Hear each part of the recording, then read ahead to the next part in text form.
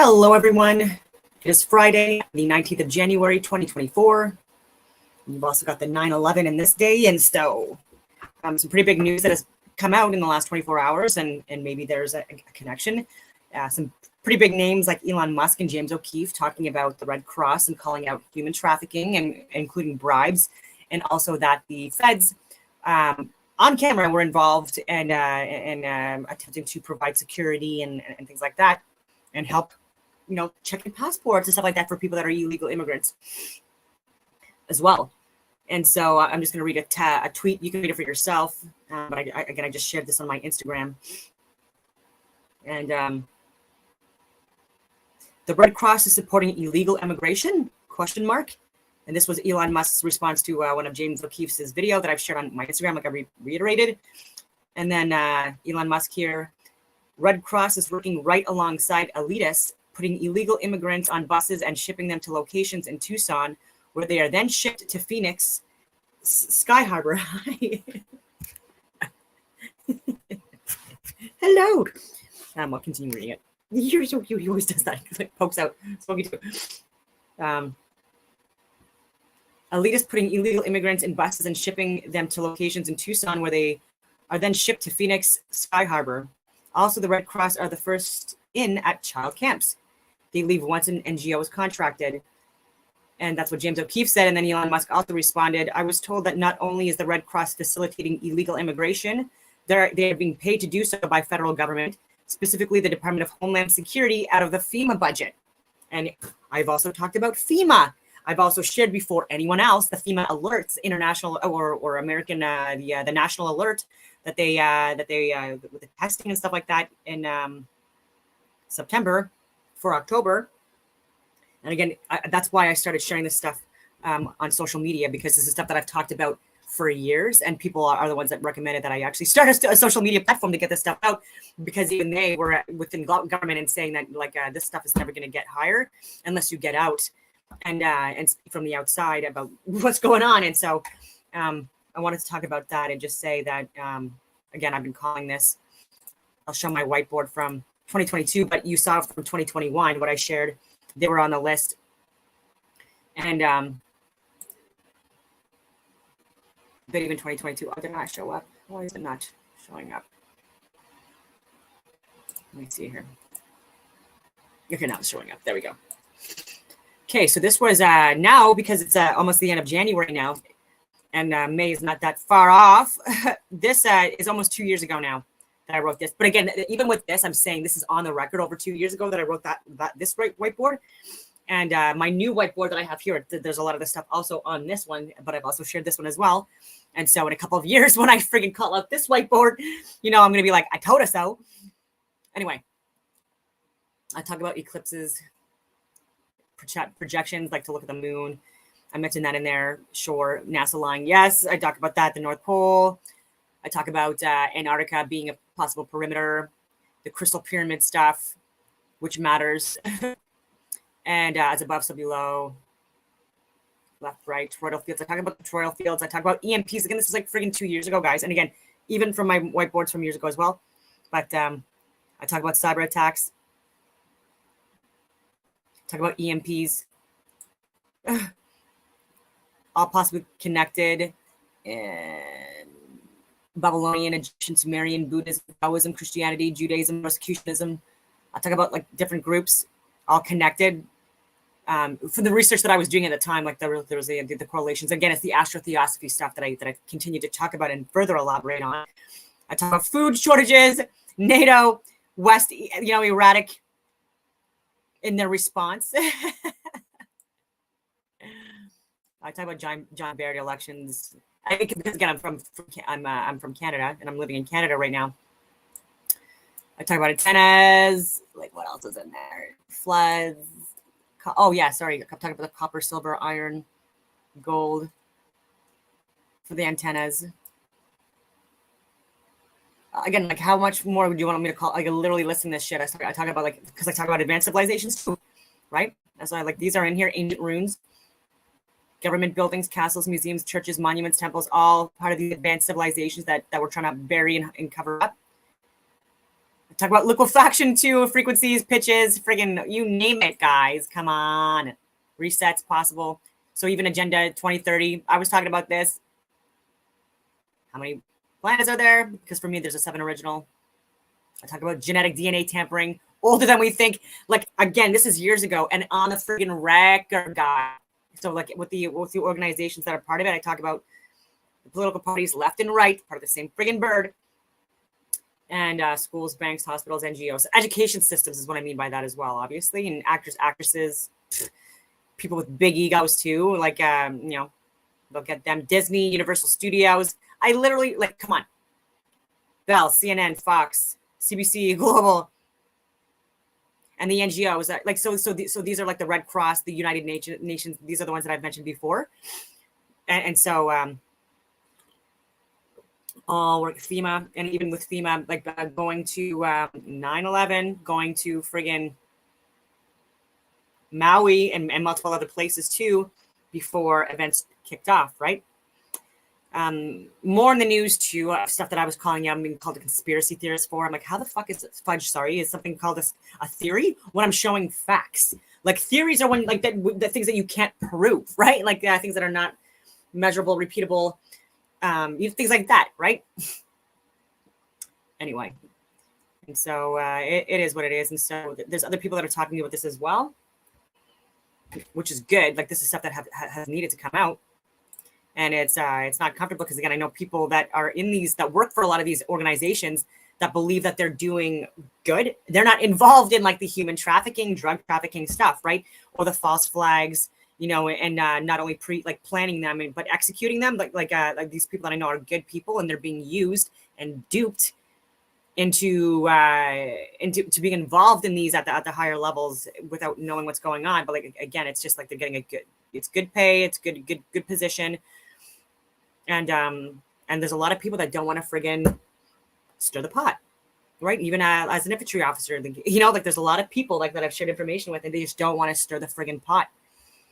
And we need more people that are willing to peacefully speak up and out.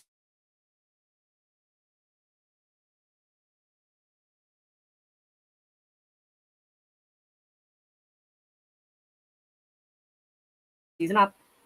Okay, we're back on again. And it's unfortunate because even people that I know personally and people that have gotten their information specifically from me for years, they've taken that, they've ran with the information, and I'm happy about that. But a little bit of a credit could be due, and not because not because of the rich and fame, or the possibility of wealth and fame is what I meant to say, but because I want to get this information out, because the people that are getting this stuff from me, okay, they're getting it from the OG, okay, and so there's a lot of stuff that I'm not even saying online for various different reasons, and also because of non-disclosures and stuff like that, and or unnecessary fear, you know what I mean? And so that's why I would like to have these collabs and then shame the people that are in government to step the fuck down and get people like myself. And I'm also volunteering myself to also be in these positions to impact change and not be duped or suckered into doing things that are making the world worse, right? And even with like we've got actually, you know what? I'll share this first, the WEF stuff. These idiots. And this is like literally, this has been like on all over the social media platforms for days. There's literally people that don't understand what the fudge they're talking about or the reality of the world, and they're like, "Oh yeah, this is so good. Yeah, like get the farmers, get the blue, get the workers. Like what are you talking about? Okay." And I've even responded to that, like the farmers are the ones that are saving the world right now from people like Bill Gates and the people from WEF and the World Economic Forum that don't understand that. Like with trees and soil and plant life and animal life, these are all friggin' needed to build ecosystems, right? When you're destroying them, okay, you are the one that's causing like these terrorist activities, right? And going on their private jets, all the friggin' like everything they consume, their yachts. Like, do you know how much shipping vessels, by the way, or yachts consume of fuel? And these private jets are like these people again, like it's rules for thee, not for me. And I'm sick of the people that are the worst contributors of what they're trying to push against, you know what I mean? Being like it's mockery in our faces, right? Like you don't want someone that's morbidly obese, 1,200 pounds, okay, the heaviest, fattest person in the world, giving you lifestyle, advice on how to lose weight, right? And that's not even not even part of what they want to do, right? And that's not a judgment on anyone. I'm just saying, like, seek out the experts, right? Not the actual criminals that have no idea the reality of the world. Okay. And I'm going to go on these tangents about vegans too. Oh my God. And I'm going to insult a lot of people. And, but I don't care. Like, there are people that I shouldn't call them out, but they are very, very smart. They're geniuses. I'm not taking that away from them, but they're pushing veganism. And these men do not look masculine in any way. And this is not an insult, but and they're also sick or look more sick. Again, it's hard to tell, from social media. These are not people that I'm seeing in person. So I'll just admit that, on the record, obviously. But they have masculine, feminine features. And I can tell that they have low testosterone, and this is stuff that they need in order to be to have a proper balance of the hormone levels and stuff like that. And so they're and the chronic starvation and not building and repairing the muscle tissues and stuff like that. So I'm someone that has sports nutrition, fitness nutrition. I'm certified physique coach. I'm personal trainer qualified, but I'm also like a friggin' academic who has multiple degrees, including from RMC that I got awards from. One of 2 people selected to go on exchange to the United States, to West Point Military Academy, which is even in movies, and people need to get approvals from their senators even to attend. And so I know a little bit, and plus I was a wellness coach, still am, and I teach all levels coaching, but I'm also a competitor. And someone that has even been like below 10% body fat for a woman, and stuff like that. And anyways, you name it. And so I know a little bit more about health and nutrition than these people, even though they know a lot more about a lot of other stuff than me. You know what I mean? But the thing is that they're calling people that eat meat, they're calling them flesh eaters as if that's like a negative, connotation, and calling us like vampires and cannibals. It's like, what are you talking about? Okay. And even with penis size, that's correlated with meat eating societies. Height, this is correlated with the lower meat, the lower amounts of proteins that you're eating. The societies are shorter. They're smaller. They're more feminized. They have smaller penises. They have lower testosterone. All of these different friggin' markers, right? That they're not good for health, right? And so these are people that are making this into an ethical thing. But as again, someone that's been as I was an infantry officer for over 15 years, and now in the international security analyst that's taught firearms instruction at the advanced levels, driving courses. I've taught use of force, critical incident stress management to first responder types, the management levels, special operations planning courses. I've taught the phase 4 infantry courses, the final courses for the infantry. I've taught the hostile environment awareness training, the standing and rapid deployment team courses to respond to respond to natural man-made disasters. Anyway, and so I've got experience with all that stuff, and I'm saying that if these men are going to not eat meat because they're too weak to hunt or fish, and they're going to slam people that do and call them all these derogatory names, and I don't know how we're going to connect, right? Because there's a lot of good information that I could give on the astrotheosophical level, but they don't consider myself to be spiritual because I eat protein, and I say that we should never overconsume, and I do also call out people that indulge in food unnecessarily, and how it also causes a lot of suffering and pain and harm needlessly. And that's why I say that people need to consider a whole bunch of different lifestyle changes when it comes to diet, nutrition.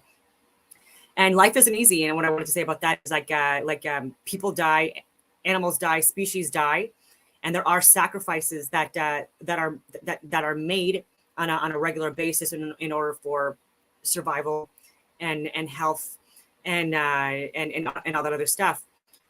And so in my family, we have people that are hunters and fishers, and people that raise animals, but they're treating their animals well, very well. They're living good lives with getting eggs and stuff like that, as well, and not eating younger animals, right? So not people that are proponents of veal or again killing younger animals for meat. We're not, no one in my family's like that. I know people like that. And again, there's no judgment with that, but again, minimal suffering, right? And so if you have to kill something like an animal, for example, or if you plants, you know what I mean? If you want to get friggin' right down to it, right? If you don't want any harm for anyone or anything, then again, there's limits. And So what was I saying about that? Oh yeah, and so and what are the options or the alternatives, right? Like people cannot just survive. I know people there are examples of it, but again, these are not the warriors, the protectors, the providers, the people that are having families, generally speaking, that are the ones that are specifically only eating a vegan diet. And again, I've seen a lot of people that have health issues because of veganism, and they're not. There's no diversity in their food either, and things like that. And so anyways, there's a lot of pros and cons to everything in life. You gotta like look at it and see that, like, yes, it's hard to kill an animal. It's heartbreaking. Like my sister killing chickens, and like these are things that are not easy, right? But it provides for the family. It's life, right? And these are not easy things. And so farmers that are killing their animals for the communities to eat, it's not easy, guys. Okay. And I'm not talking about these crazy people that we also don't like these like mass producers of friggin' like of meat that are putting animals like that are permanently like stuck with these friggin' like these like friggin' needles and friggin' all that stuff like connected to them, like push them full of steroids and antibiotics and hormones and things like that to make them grow at alarming rates, which they're not meant to do. And then putting them in these like friggin' inhumane like slaughterhouses and stuff like that. And like none of that stuff. It like that stuff to me is appalling. And it's because of people that are over consuming, all over the place that are making like this big push, right? And it's like, and then even like the transportation of animals, like doing so inhumanely. We're getting multiple horses or cows or whatever like that in these like confined areas, trailers, and they're dying of dehydration and all. You know what? Like that stuff needs to be absolutely eradicated. But it also comes down to supply and demand and things like that as well. And people, again, like I'm just reiterating, we all need to be not vegans. That's not the answer. But again, it's like none of my business. But again, with the hormone disruptions, so many different things, the deficiencies, you're just not going to sell me on veganism as being healthy, because it's not. And Santos Bonacci, I have a lot of like admiration for like a lot of the work that he's put through, and he and I like different, just like small little things. The same thing with Old World Florida, Dr. Longo and stuff like that. You know what I mean? I don't know if he's a real doctor or not. Who knows? But he's a lot smarter than a lot of doctors I know. So, he very well could be. And if he's not, then give him a friggin' honorary doctorate. But even he and I, like, there's like small things that we disagree on, and so people in the truther community, I just think that I get dismissed even in that community because of friggin' eating protein. But I'm like, I don't know. Maybe you got to relook at that. And just because you aren't able to bring yourself to hunt or fish, or you don't have the ability to, and you want to say that you're ethical instead of just weak or not able to do it, then whatever, right? But I'm also a primitive survival expert. And regardless of how I'm projected on fucking Discovery Channel, I'm a little survival expert. I've done advanced winter warfare training as well as like so many other things, and hunting and fishing. It has been part of my life since I literally my entire life. And so, and if not me because of work and stuff like that, not being able to, obviously, there's always been people in my family that have, again, like backfilled and going to see them, you know what I mean, would give me like fresh vegetables or meat to bring home with me too, or whatever, or eat there. And anyway, I'm going on these tangents about farmers. As a word is becoming better known around the world, and so we gotta talk. We gotta call these people out. So take a look at this girl on LinkedIn. Don't be crazy, Jojo Meta, whatever your name is. Like, email her and be like, you don't know what you're talking about.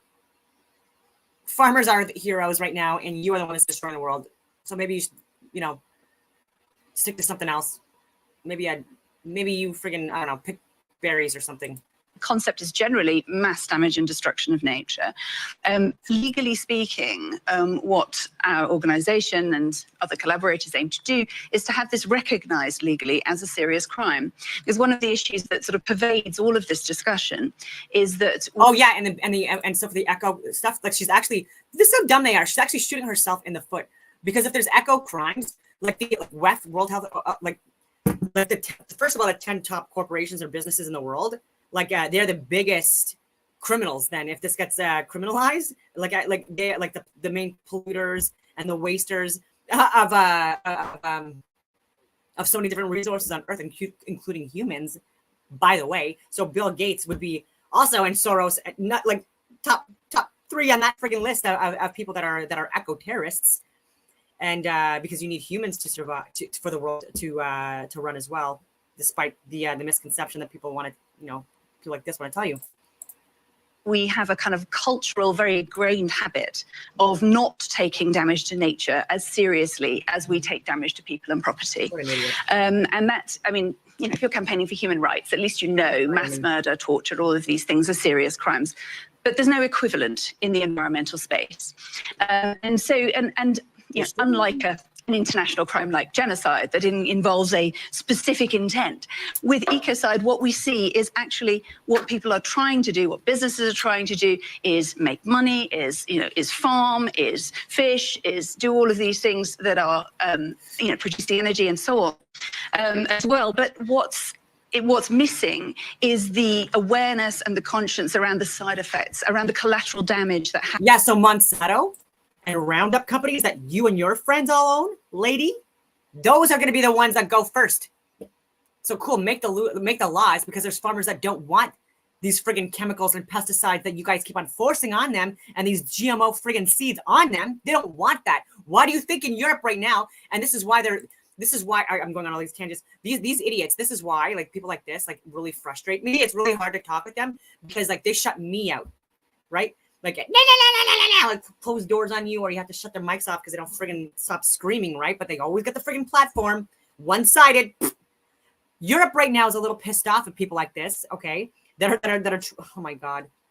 And the carbon tax, they're making all these fake different ways to further take money from farmers and people that want to live in rural areas. And by the way, that's needed in all civilizations, in all continents, in all fucking countries. You need to have at least and again, the location of where you live also matters, and we're seeing that with electrical cars and stuff like that. But you need to have a certain percentage. I would say at least 60% of a civilization to be rural, and have it where there's agriculture and farming and things like that in these areas, because that is what sustains the society, right? And so we need to friggin' wake up, okay?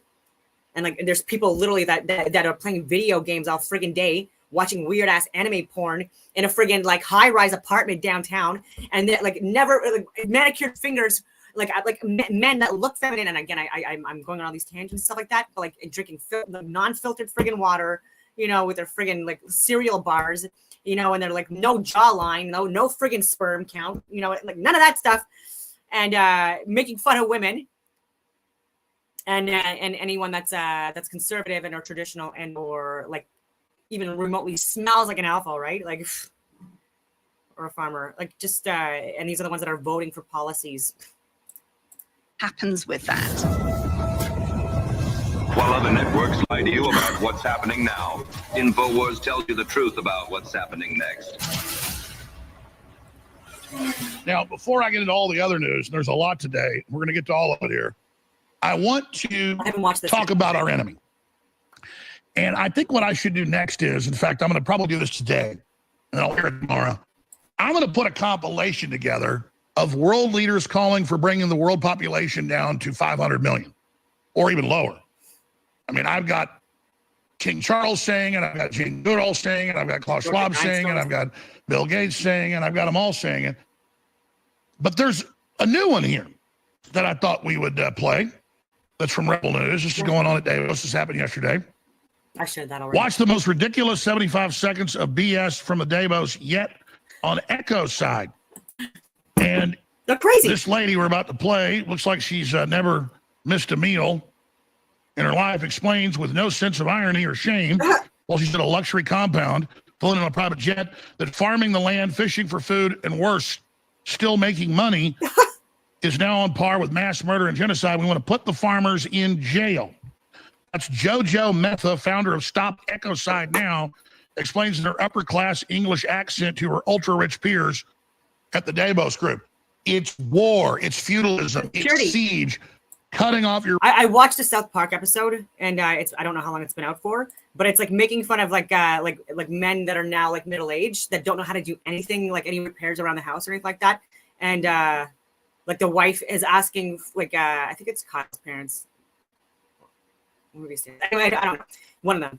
But just to fix like an oven door, and the guy like trying to use his like geography degree or whatever it was, and then you've got like these doctors and lawyers, and people with like degrees that are out on a corner and they're looking for repairmen. And so anyways, it's like a reverse reality now where like the blue collar workers, like the men that like know how to do and fix things, they become billionaires and they become like compete in space, these space friggin' things, even though again I don't believe in space and stuff like that. But it was really funny because it's like it's true. There's a lot of people that do waste time in academic institutions without actually using their degrees and or not practical or applicable degrees for the work that they're doing and stuff like that. But then also not taking the time, to do the other things that is expected of you in, like certain roles, right? And so like there's a lot of men that get their history degrees or whatever like that, and whatever, and they expect to have a woman that is a virgin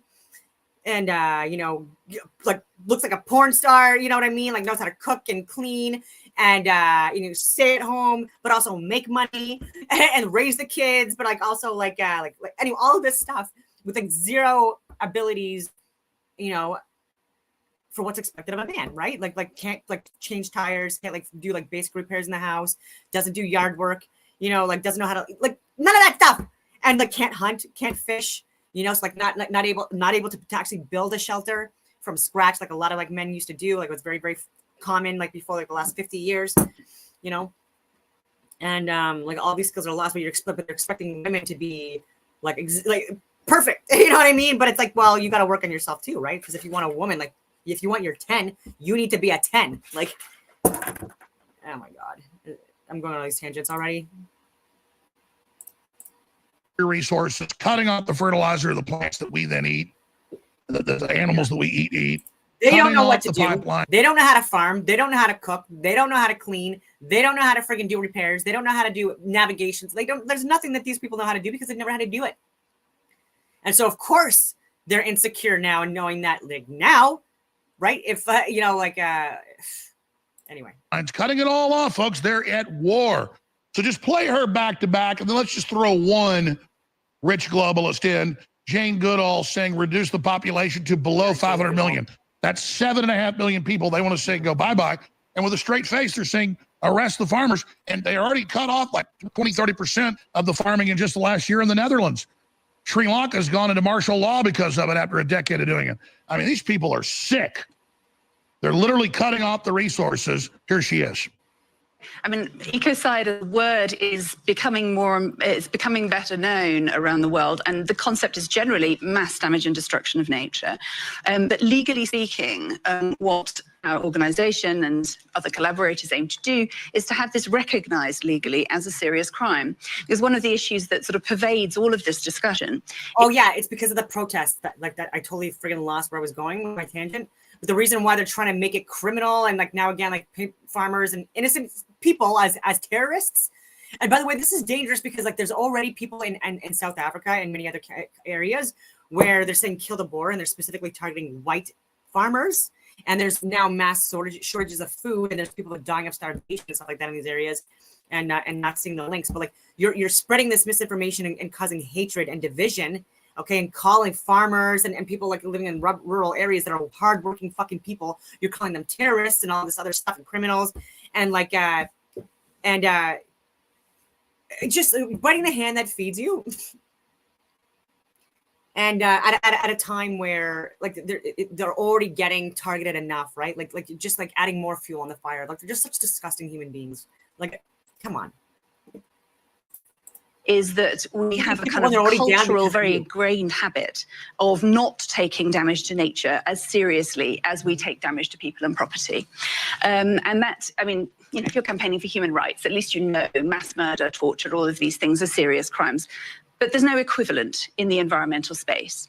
And so, unlike a an international crime like genocide that involves a specific intent.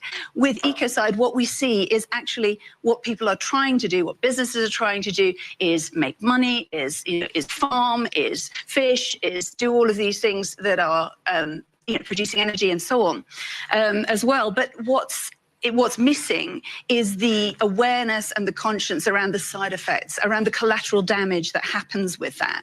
We need to eat less meat. We need to stop land being used for cattle and growing grain for the billions of animals that we keep. And she's dumb as well, okay? And like, I agree that we need to eat less meat, but that's the only thing that we agree on. And cows are necessary. Methane can be actually harnessed and used as fuel, and it's been done and is being done in areas of the world as well. And you need and the cows. This is literally like the most biodegradable, friggin' natural, organic fuel source, energy source that you can have. Okay, even reproducing, and also like fertilizing the soil and stuff like that as well. And like these people don't know what the hell they're talking about. I just can't anymore. Like, more people like myself need to have a platform during these committees and conventions, but we never get called up because there's too many people friggin' like that there. in our intensive farms, and these are the people that are just like in all major cities now, the first world countries, and they're so misinformed. Finally, we cannot hide away from human population growth, because it underlies so many of the other problems. All these things we talk about wouldn't be a problem if there was the size of population that there was 500 years ago, which was 450 million people. And there's been periods of time too where there's been like apparently even like more than like 50 billion people possibly. So. And the world is not as populated as we're also as we're being told either. I suspect it could possibly be anywhere between 3.5 to 4 billion, but not 8.1 billion. The most dirty technologies are the electric cars, the lithium mines, the cobalt mines. Yep. There you see literal slaves mining it for the big UN control companies. But that's all okay. But an evil farmer, you could type in the headline, WEF says organic farming needs to be outlawed. Organic farming's the worst. Total crap. They want to shut everything down. Have giant factory farms and slave labor. These people honestly are beyond monsters. And if anyone believes that, you're an idiot. And they're out in the open. And Javier Milei, people said, what's he doing at Davos? Well, Trump went there to laugh in their face and destroy them. So did he. He came out and said, we're here to tell you that collectivist experiments are never the solution to the problems that affect the citizens of the world. Rather, they are the root cause. He went on to say that the left is in destroying the world and that collectivists are destroying the world and that elites funding it are the enemy and are the main danger to the planet. And in that danger, because those who are supposed to have to defend the values of the West are co-opted by a vision of the world that is inexorably leads to socialism and thereby poverty. And he goes on to indict them, the pro-Trump populist leader. People say, oh, he's one of them. He's there. He's there laughing at them, laughing at Klaus Schwab when he introduced him. Klaus Schwab is deathly afraid of all this and is simply trying to co-opt everybody into their globalist order that is dead on arrival.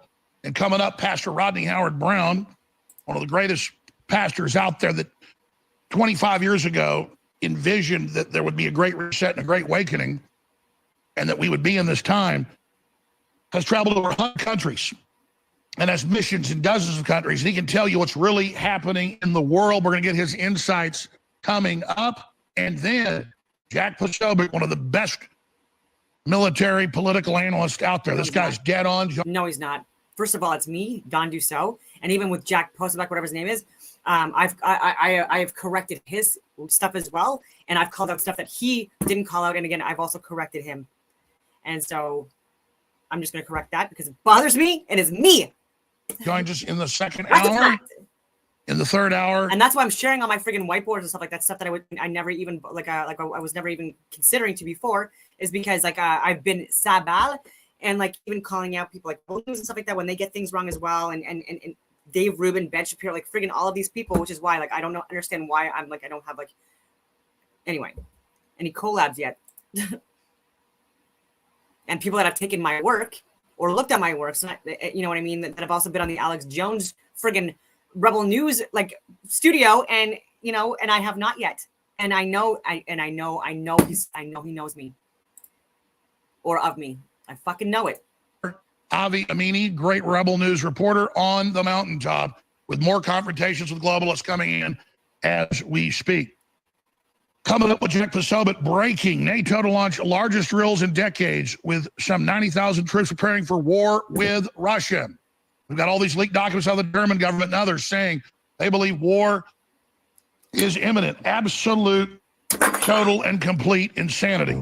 You know, I sit up here and I yell and scream about the New World Order and the globalists. They're planning to get rid of the borders and release a virus and have a global power grab, and you saw it all come true. But there's a inverse of that. There's not just the bad stuff I'm telling you about, there's the good stuff I'm telling you about. And just like our information is the best you're going to find out there, our supplements are amazing. So our new special in the last half of January 2024 is here. It's Real Red Pill. Okay, so if you want to get his promotions, you can totally go on his channel and do that. This was Stanton Cree that actually shared this, so it wasn't even from Rebel News's site. So this is more from Jack Posobiec.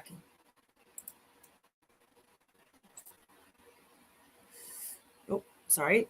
The 90,000 troops, this massive, largest exercise since the Cold War, where they will be deploying 90,000 troops, including what we're told, and this is out of Stars and Stripes, they say reinforcements from North America.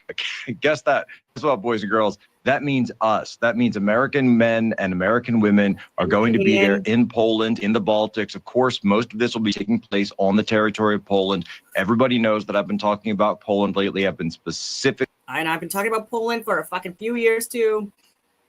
Poland. And false flags that also happened in Poland to get us into different wars before. Fuck! Guys, we gotta wake up. Wayne Eyre, fuck.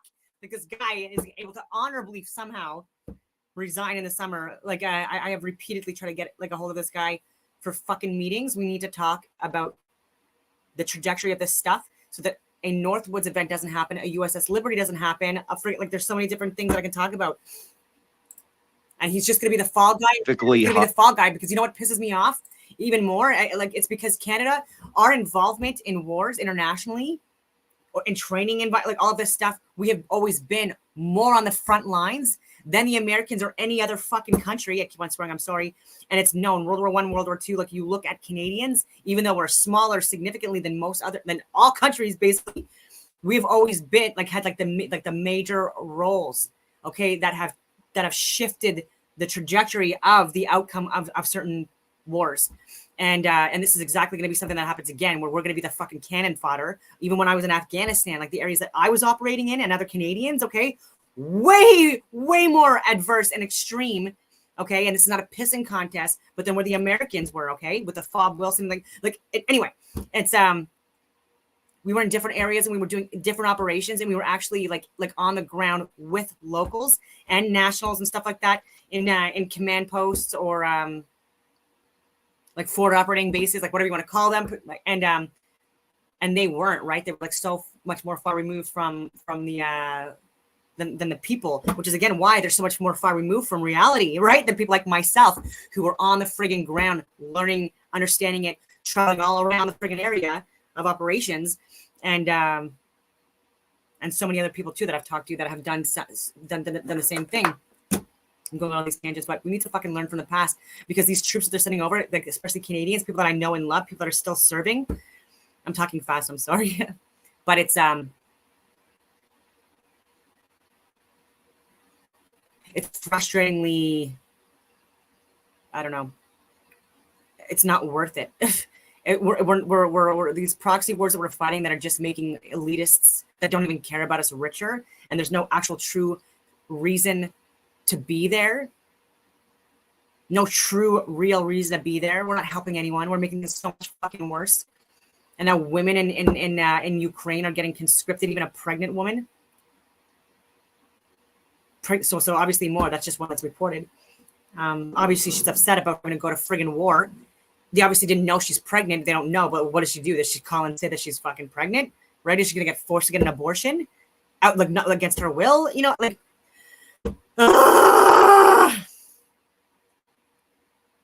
Yeah.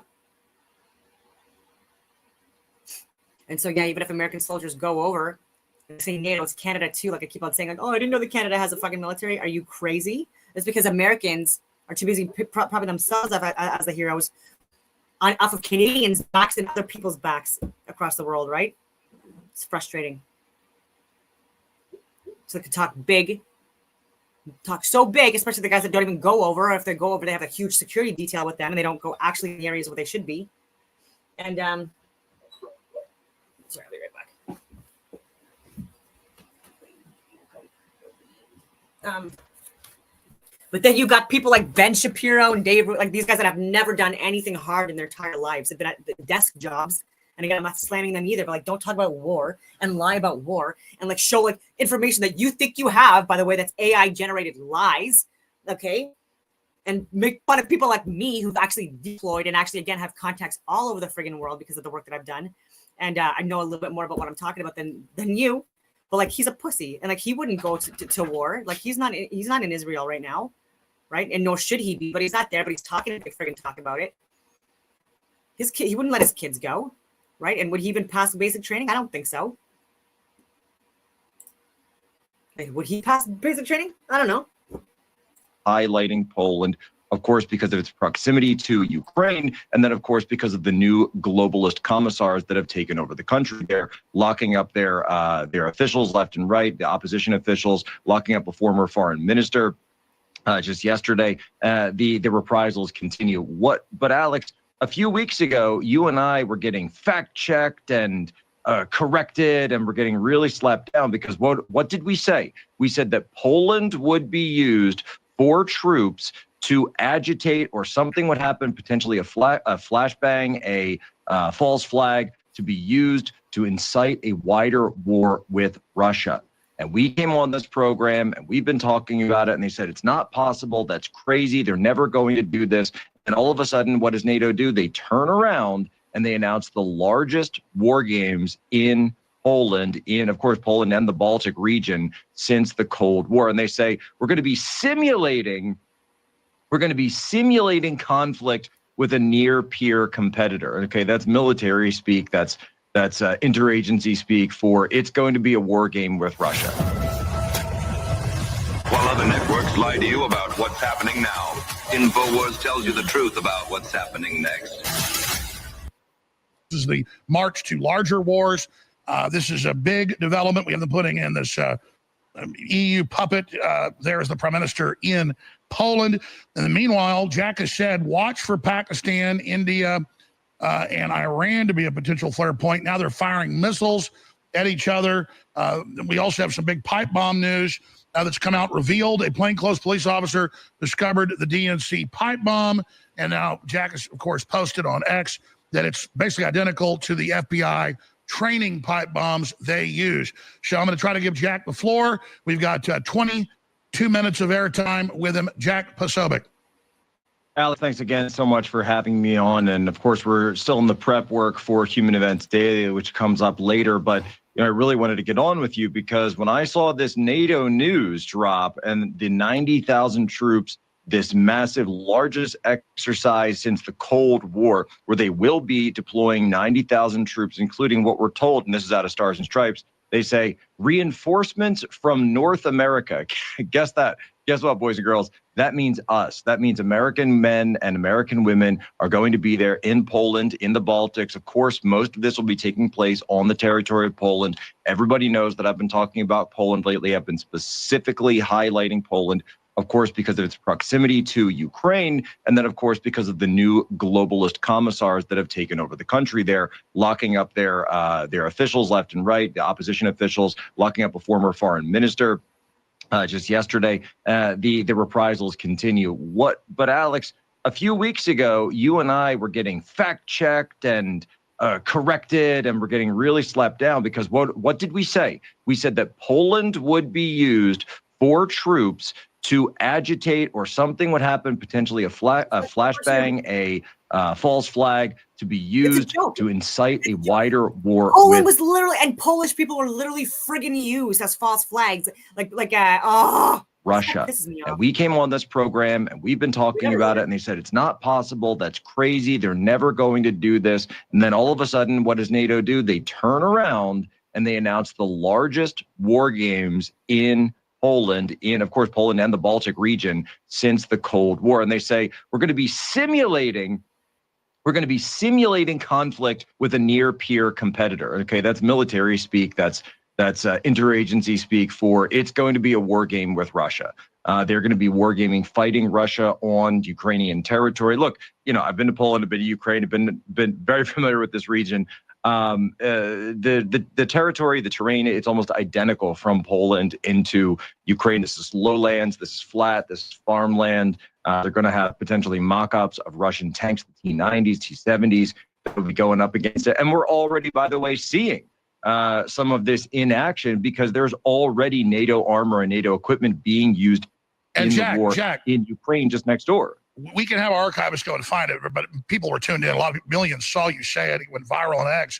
You said 2 months ago, I'm worried they're going to put a NATO EU puppet in control of Poland to mobilize it for a wartime economy as a direct conduit into Ukraine to continue the war. And now, indeed, all that's happened. You warned, I think they'll fire some more missiles into Poland, blame it on Russia. They did that 3 days after you predicted it. So you've been absolutely in the zeitgeist, dead on. Tell us what you think is coming next. Is Ukraine serious about a peace deal? There's all this big talk in mainstream news about a coup against Zelensky, putting the defense minister in. What are the pieces here, and how do we get peace? Look, I think Zelensky is going to come back from this World Economic Forum empty-handed. And it's very simple because people know inside and outside that Zelensky isn't the guy calling the shots. Remember, the Chinese delegation to the World Economic Forum refused to even meet with Zelensky. He said, please come. And this is like one of their junior diplomats. It wasn't even the foreign minister. And even that guy said, no, we're not interested. We don't have any room on our schedule for you. That shows how far his status has fallen, really, since the eye of everything has turned to the Middle East over the past couple of weeks. We'll talk about that in a minute here, since October 7th. But what Zelensky has realized is that he's living on borrowed time. He's not the guy. He's not interested in making a peace deal with Russia. But at this point, he needs to understand what I would say to Zelensky, and I've been saying this for over a year now. NATO does not want a peace deal with Russia. NATO wants you to go down with the ship. Do you understand? You and your country are being used. I know people that work in NATO and have worked with NATO, and I've tried to get into, but I've shared stuff with them on Signal, and it's like they'll ghost me for months at a time, and then be like, "Hey, how are you doing?" and completely fucking want to talk about something else, and it's just like, guys. And they get to go to Holland and Belgium and all these freaking places and work and live and stuff like that. I'm like, why? Come on. The mandates are lifted now. I know I'm not vaccinated. I know I'm anime. Wake up. Because even that, there's still people that in my community that because I'm not vaccinated, I'm still getting prevented from working because of the judgment and the regulations too. But lame.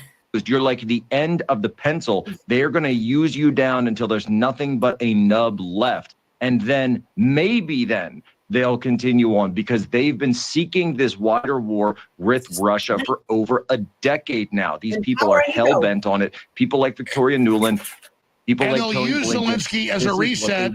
And they'll use Zelensky as a reset to blame all the failures on him, and then try to have a new military reset with a provocation with Moldova or with Poland. I mean, clearly that's how this playbook works. What do you expect to happen next? Look, I said before, Zelensky's role as a hero is pretty much tapped out. There's no juice left. There isn't any water left in that well, but there's one card left to play, and that's Zelensky as the martyr. Zelensky as the victorious martyr who wouldn't leave his country and said, don't send me a plane, send me ammo. And you have these ridiculous people selling T-shirts of him and calling themselves America First at the same time. And And no, they will try to take whatever legacy is built into his brand and then translate that into. And by the way, when I'm laying all this up, you say, oh, you're just speculating. This is exactly what we did in South Vietnam. This was the exact CIA playbook of South Vietnam with the South Vietnamese Prime Minister Ngo Dinh Diem. They used him. He was a hero. He was this great man who was standing up against communism. He was standing up in the fight for freedom. And then all the way to the point where the Tet Offensive happens, and then things aren't going well. And then, whoop, he gets taken out. And now he's a martyr. And now we got to send people back over because that's how we've got to do it for him. So then they'll say, we have to do it for Zelensky. That's why we've got to get involved. That's why NATO's got to get involved. That's why Poland has to send its peacekeeping forces in. Look, all of this, unfortunately, looks like it's unfolding before I wish I was wrong. I would love to be proven wrong on this stuff. But when I see the headlines every day, it seems like this is the direction we're marching. You said that 3 months ago, 2 months ago, a month ago. You've been 100% dead on, which is frightening. So looking at this, is there any hope to a peace deal? Because we hear about peace deals. Now Zelensky's desperate, talking about a peace deal, but NATO doesn't want a peace deal. We have, as you know, Bild reporting 4 days ago. So Jack does know like a lot of stuff. Like again, like I'm not trying to slam anyone on this stuff. I would like to like do a collab with these people so that we can like learn from each other. But even with Ukraine, like I was calling out literally from the friggin' beginning, even before the friggin' war, just like my whiteboard was saying, even before it was declared, like months before, saying that it's likely going to tip off. And within months it did. I didn't want to be right about that. And about the NATO escalations and stuff like that. I talked about the false flags and the lies. About that one, I also talked about the staged and planned coup that happened several years before, 2014, 2015 time period, and how there's new reports that have come out even more recently that's being completely censored, but about it actually being people within government that were the ones during that time that actually fired on the friggin' protesters and caused all the friggin' casualties. And so a literal inside job, right? And so I shared this information before.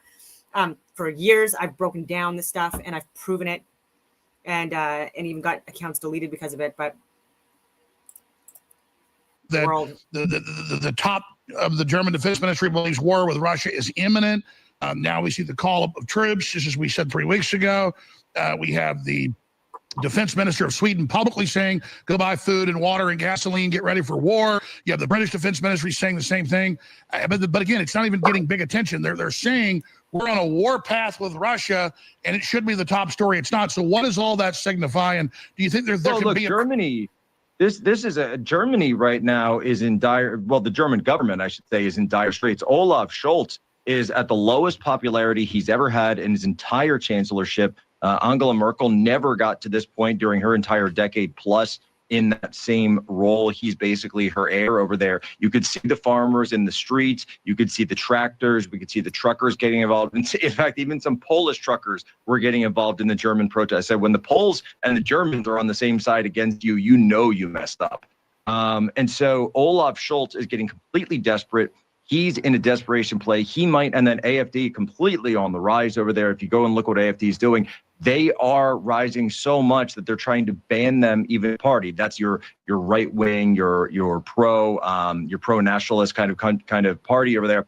And so Olaf Scholz is in danger of losing his chancellorship. And when people get desperate like that, Alex, it pushes them to do desperate things and make desperate moves. Hail Mary plays. This is the reason that we're starting to see now Germany talk more about getting involved in war. Now, I do appreciate the fact, and I'll add this to the analysis, that the German Bundestag just voted against giving cruise missiles, long-range cruise missiles to Ukraine. And of course, that's not coming from Scholz. That's coming from the Bundestag, because you know what, Alex? Here's the thing. The dirty little secret is all of this is happening because Germany cut off their access to low-cost energy that they were getting through those pipelines, that Nord Stream 2 pipeline, which, by the way, was not blown up by Russia. It was blown up, look, obviously with U.S. assets, obviously with U.S. help, probably some Ukrainian forces were involved. It looks like the operation came out of Poland. But at the end of the day, look, you take the industrial espionage out of it. What was the point? The goal was the destruction of the industrial core of Germany, right? All those great German cars that we see around, the Volkswagens, the BMWs, the luxury models, the Audis.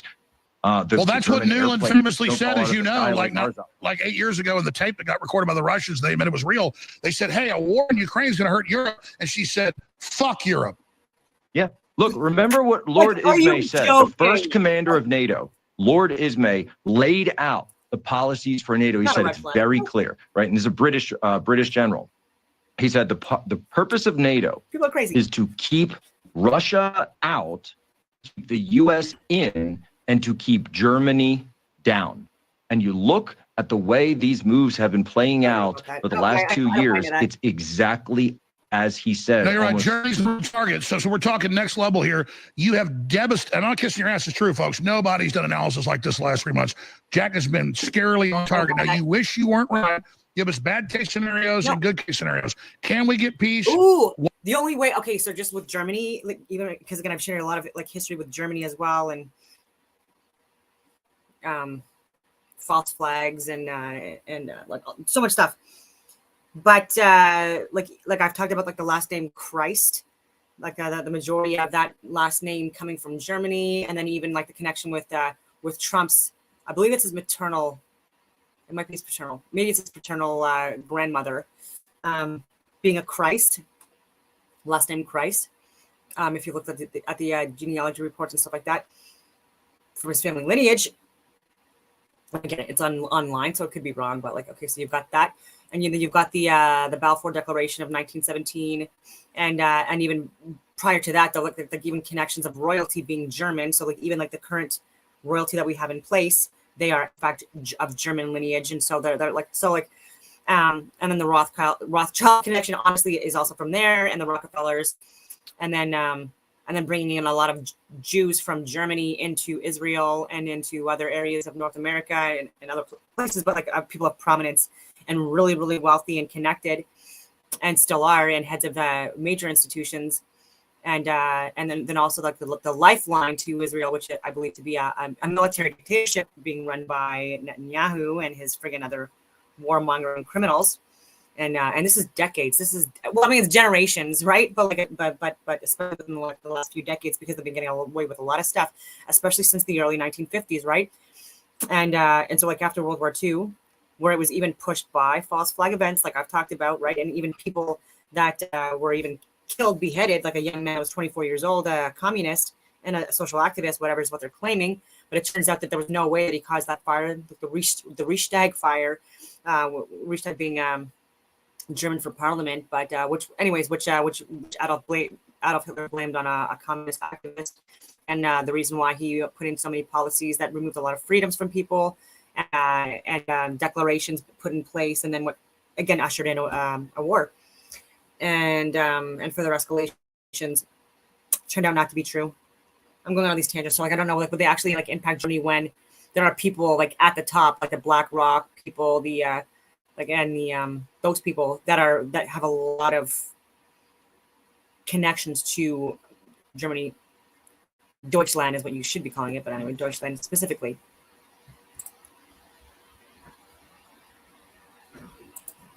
What's that scenario? What's the percentage in your mind? Guesstimation, dead reckoning, and then what's the bad scenario? Tell us what you don't want to happen, but you think is going to happen.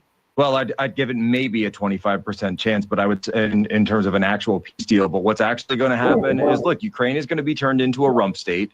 And then the real question is, will NATO be used as the world police force of the globalist American order, the New World Order, whatever you want to call it, the globalists in Brussels? Look, they even are talking publicly now about the Atlanticist access that exists at the World Economic Forum. They're saying this from the stage. 30 years ago, 20 years ago, they were calling you Tim. When you, Alex, were saying that NATO would be used as this, you were derided as a conspiracy theorist. Now they're up there at the World Economic Forum. Well, that was in their documents that they would use a world crisis.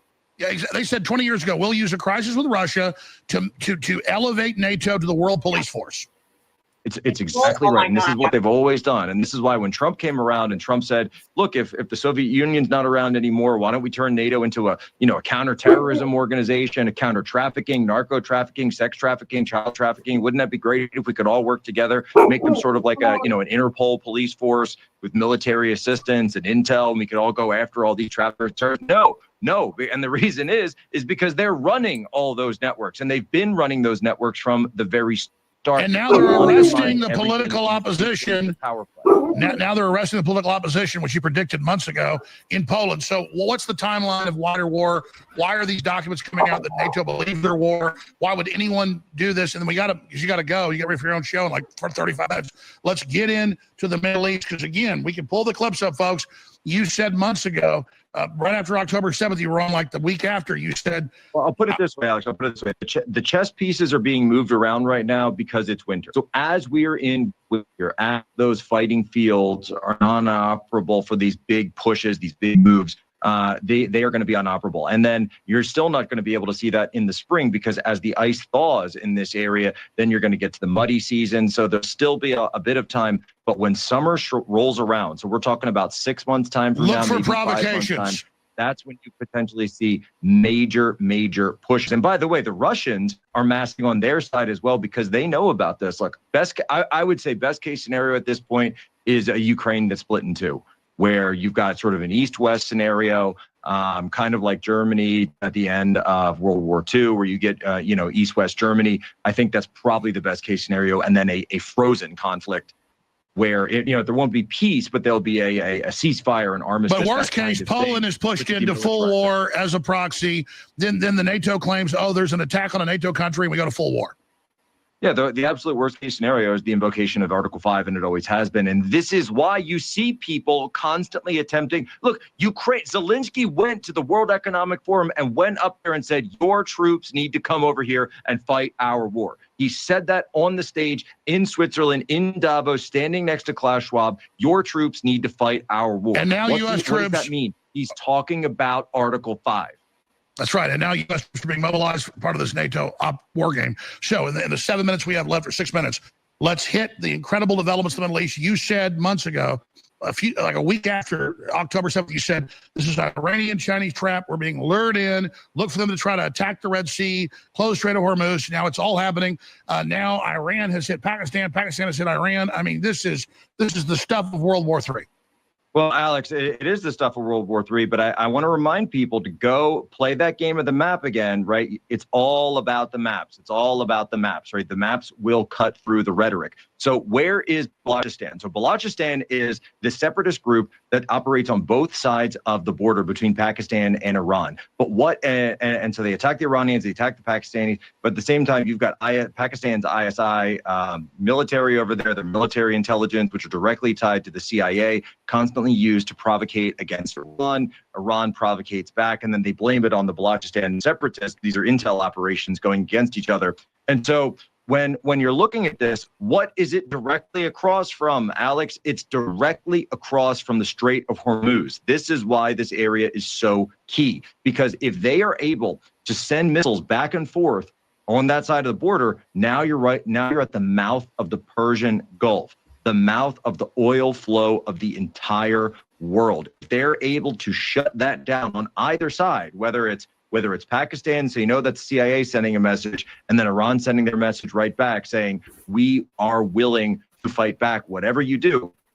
Okay, now you've got all of these competing interests. Again, this is the friction point, like two tectonic plates. This is the tectonic friction line between the empires. So you've got Persia, and then you've got Pakistan, which is still aligned with the globalist American empire on some things. But at the same time, Pakistan is kind of a wild card because they've also got direct ties to who's right across their border in China. So this is a very, very dangerous. And this is how world wars break out. I know that this is exactly how world wars break out. It's exactly how world wars.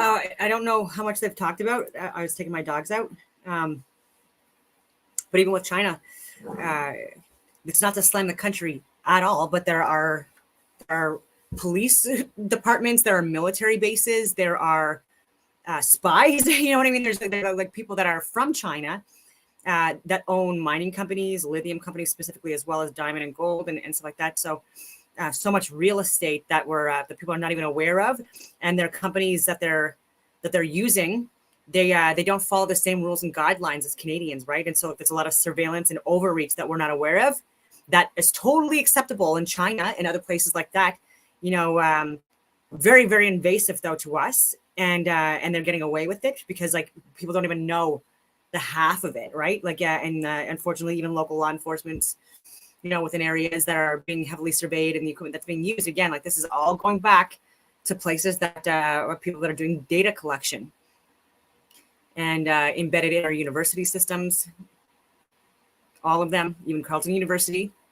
And I suspect at least one, okay, who, whether they know it or not, was also like part of the woke push. A science professor teaching psycholinguistics and with pronouns, pushing the pronouns. And I provided information talking about like how it can't be universally adopted.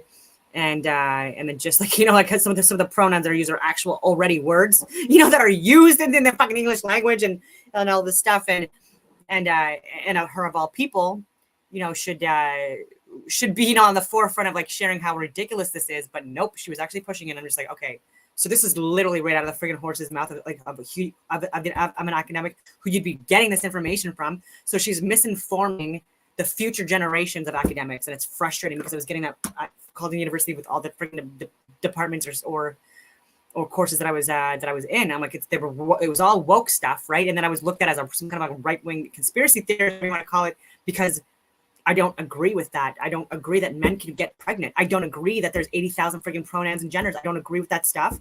Okay. I don't agree that a doctor assigns gender at birth. What the hell are you talking about? Okay. And they're like, oh, there's a difference between sex and gender. Yeah. When it suits your friggin' like what you want to talk about. But a doctor doesn't assign anything, first of all, but on a birth certificate, okay, the sex of the baby is listed. Okay, and I don't know if it still is or not, but that's not a gender thing. That's not assigning anything. Okay, it's listed just like the name of the fucking baby, the time of birth, the place of birth, and the fucking parents. Okay, and so like I'm going on all these freaking tangents, but like I'll continue on with this. One broke out because you had secret alliances, you had national security agencies all playing games with each other while the people were kept in the middle. Incredibly dangerous. All right. Let's hit the pipe bomb this, because you've been all over this being a federal drill and to draw resources away. Right, this photo that Human Events received from a source very late last night, who, you know, I'll just say it's a federal source that sent this in. And look, you know, that was a really amusing post, so I had to share it. I do say that a lot, don't I? Anybody who's been in, I say like I'm going on all these tangents. And then I also say, like, that's interesting. Military intelligence or federal law enforcement. I ran with EOD a couple of times in different parts of the world where I was deployed as an intel officer attached to EOD units. Oh, nice. And I said, look, these training material, that bomb that came out looks exactly like the training materials that we would use every single. Jack can definitely pass boot camp. Again, I was like, I don't know, because like I looked at him and he looks pretty fit. So like, yeah. Single day in the military, in the field. And so people are saying, well, wait, that looks fake. I said, that's my point, is you're supposed to know that it's fake. So not to slam in people, because again, I've even gone on vacations with like a girl. She was an intelligence officer. She's probably really high ranking now, but we were on our your higher level officer training courses. There's like ATOC and AOC. Anyway, these courses you take where you learn more about like the higher level, you know, operations and coordination stuff. But we went to Thailand, Malaysia, Singapore, and it was fun. But I know the running joke is I know a lot of people that are intelligence that they tried, and pilots too, by the way, as well. But like they tried to be infantry and they couldn't make it. People are deceivingly unaware of how difficult it is to be an infantry officer. It's actually, I would argue, like the hardest. It is like the hardest career to get into. Okay, it's easy to apply and like and try it out, you know what I mean, but the amount of people that actually pass, or at least that's how it used to be, it's even a lot more challenging than even being a friggin' pilot. Okay, and I'm not taking anything away from them, I'm just using them as a comparison because that is also very difficult. But there's a lot of people that are pilots or int, you know, whether it be like operator types on the ground or the officer types that a lot of them are people that wanted to be in the infantry and just and didn't make it. So and this is not a slam towards Jack, because again, like I'm in Canada, it can be completely different in the US. Anyone who's had any training before say, yeah, it's a training aid. It's not a real pipe bomb. But at the same time, of course, when you're running Capitol Security, when you know it's January 6th, you have to take it seriously, and you have to call it in as it is. Of course, the other big news that we got, and so the photo that I posted, which does come from a federal facility, is the exact same end caps, the exact same pipes, the exact same timers that you see on the pipe bomb, which was recovered on January 6th, planted, of course, January 5th. The real question now, the biggest question, I know Darren Beatty, we're going to have him on the show. And Ray Epps and all these people, like, again, like they were there like literally the day before and trying to incite all of this stuff. And like even like USS Liberty, I hope people are getting traction on that. But look at my previous videos on that. Northwoods, all these different friggin' like this should not surprise anyone. Later today is the timing. Alex, I was surprised that there was no explosions in like honestly like for the Freedom Convoy, and that's where like again like the planning wasn't as good as for January 6th for whatever reason. But and maybe it's because it was cold. Like a lot of people are like, fudge that. Like, you want me to go to Canada? And you want me to go when it's like the friggin' coldest time ever in the world? Because like yeah, during the freedom, yeah, that was like friggin' like minus 40, I think, with the wind chill and stuff like that. Like no one wanted to be out there. These people that are like Antifada or that don't even know what it means, or that are like the crisis actor types. Like they're fair weather crisis actors. Like they ain't coming to Canada. The timing of this was exactly the timing of the finding of the pipe bomb was exactly as people were first, those first early waves were penetrating areas of the lawn and knocking down barricades. Because when a lot of the Trump supporters got there, they said, what barricades? What barricades on the lawn? What are you talking about? There's no barricades there. I didn't cross a barricade. I just walked on the lawn like I would any other day. I take my kids on that lawn for years. No one's ever seen barricades there before.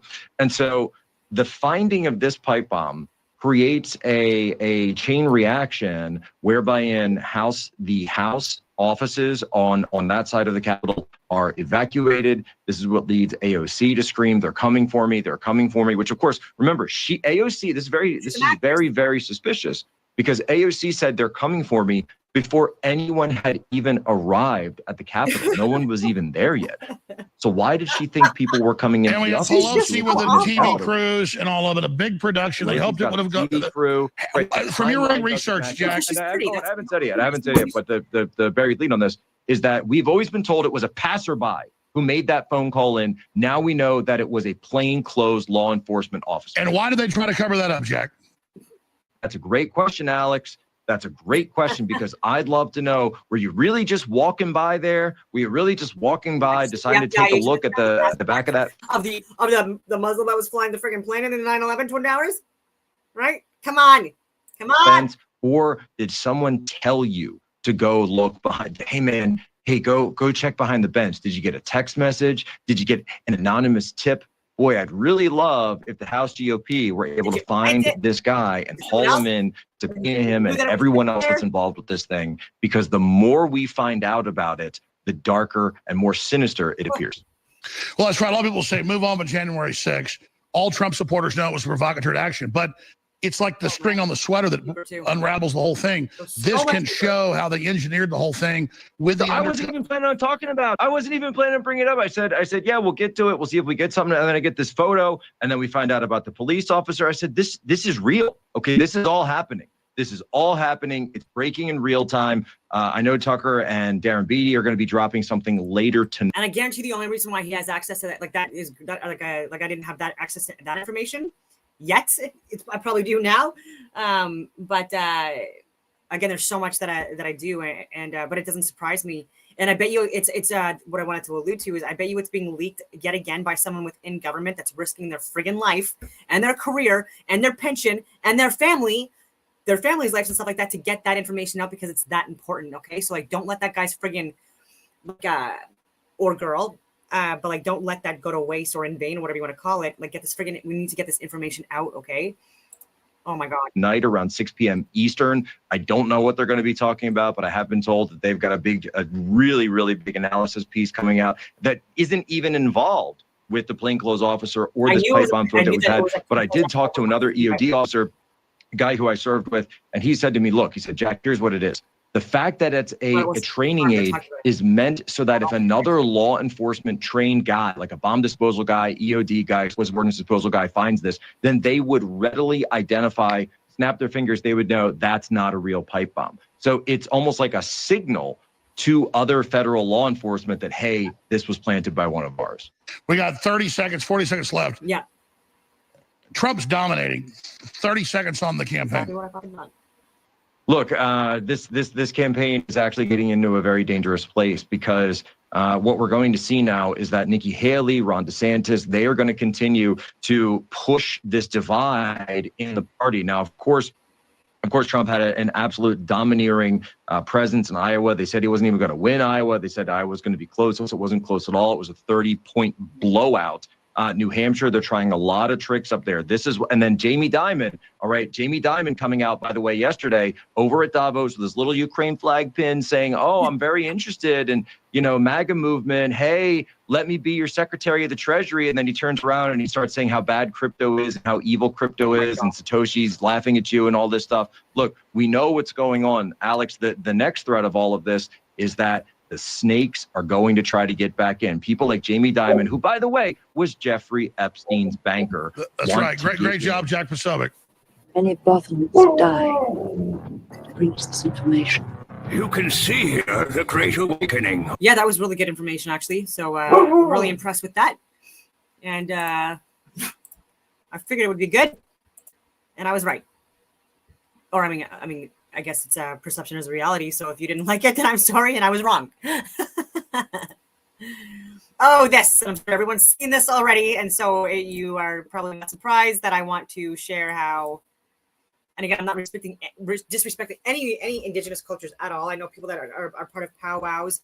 Like I have certain garb too, where in a respectful way that I wear that I think is beneficial, like even with real moccasins, because of the grounding, that it offers, and that it's skin from either deer hide or moose hide, right? So it's like using, the fur off of animals that were killed for meat and substance and stuff like that. And so, again, and I also have family, like it's in my bloodline as well, indigenous blood. Okay. And so like I could go on all these freaking tangents. And so it's like not making fun of it, but like, I just don't understand the whole, like, and they're going to talk about it too, but like the whole blowing in the faces and blowing the crowd, you know what I mean? Like, and they're so big on friggin' like vaccinating everyone and friggin' like this like zero viruses and bacteria. Like, anyways, that's what they claim, but but just like allowing this. Na no Camaru Anuri, no Camai, no Camwaka, na Anuri, no Yuyuá, na Warron Chinã, o Punk, tu Chinã, Chaval aqui, Chinã Mukikirani, Tsai, Chavakirani, Tsai Mukikirani.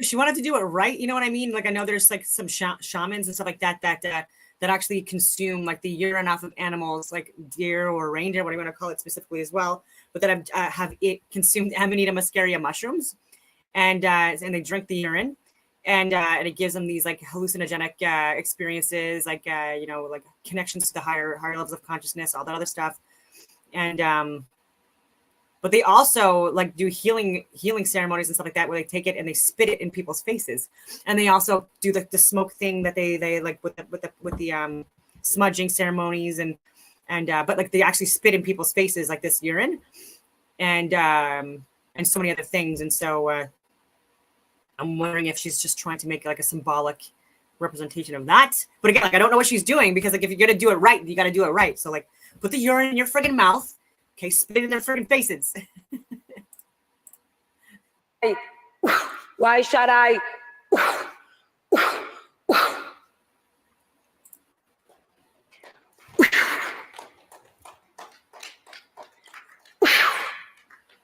And it should be like a full moon or moon period, you should be outside naked.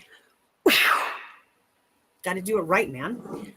Got to get some like good drum music going on or something. I literally want to do that right now. What's going on, everybody? My question is, one, what's going on over there at the World Economic Forum? And also, how did they go from being so afraid of a cough and making everybody wear a mask indoors to having a lady with her face painted cough onto their forehead? I don't know how they got to that point. I'm not quite sure what's going on there. But before we start, for comedic reasons, Edward Russell made this video, and it's worth a play or two. It's pretty funny. manchaya no Camarua, no Camai, no Cauacá, na. All right, I'm gonna play it one more time because I'm trying to have a good time here before I get into some serious topics. Manchaya no Camarua, no Camai, no Cauacá, na. Anyway, we're going to talk about Matt Gaetz just being very gleeful about, in his head, he thinks he's replacing white women with minorities. He calls them Julios and Jamals, and, you know, he's getting rid of the Karens. Every Karen we lose, we're picking up a Julio and Jamal, says, I'll just play the clip real quick. This is the blue collar realignment of the Republican Party. And what I could tell you is, like, for every Karen we lose, there's a Julio and a Jamal ready to sign up for the MAGA movement. And that bodes well for our ability to be. No, but we're going to talk about that. We're going to listen to Howard Stern's health advice, and then we're going to play this clip of Biden administration people admitting that they want Trump to win the primary. They think he's an easier candidate to beat. A lot of stuff to talk about. Should be fun. Hopefully, I don't lose my cool, as some would say. God bless you guys. Streamer podcast starts now. It's like open a window, go for a jog. Every time someone comes along and says, "Oh, we're winning it back because we found a few people on our side," he calls them what, Jamals or something. That's pretty demeaning, but whatever. That would be funny to me, actually. Now, I mean, it's messed up, but it's funny in my head. If instead of like calling people, like if he just starts calling everyone Jamal, he's like, "Here's how we're gonna win the black vote. Everyone's name is Jamal now." It's like there's gonna be like 20 people with a MAGA hat putting up with that, and the rest of the black people in the country are gonna be like, "Yo, this guy is such a tool." You know, like Matt Gaetz sucks.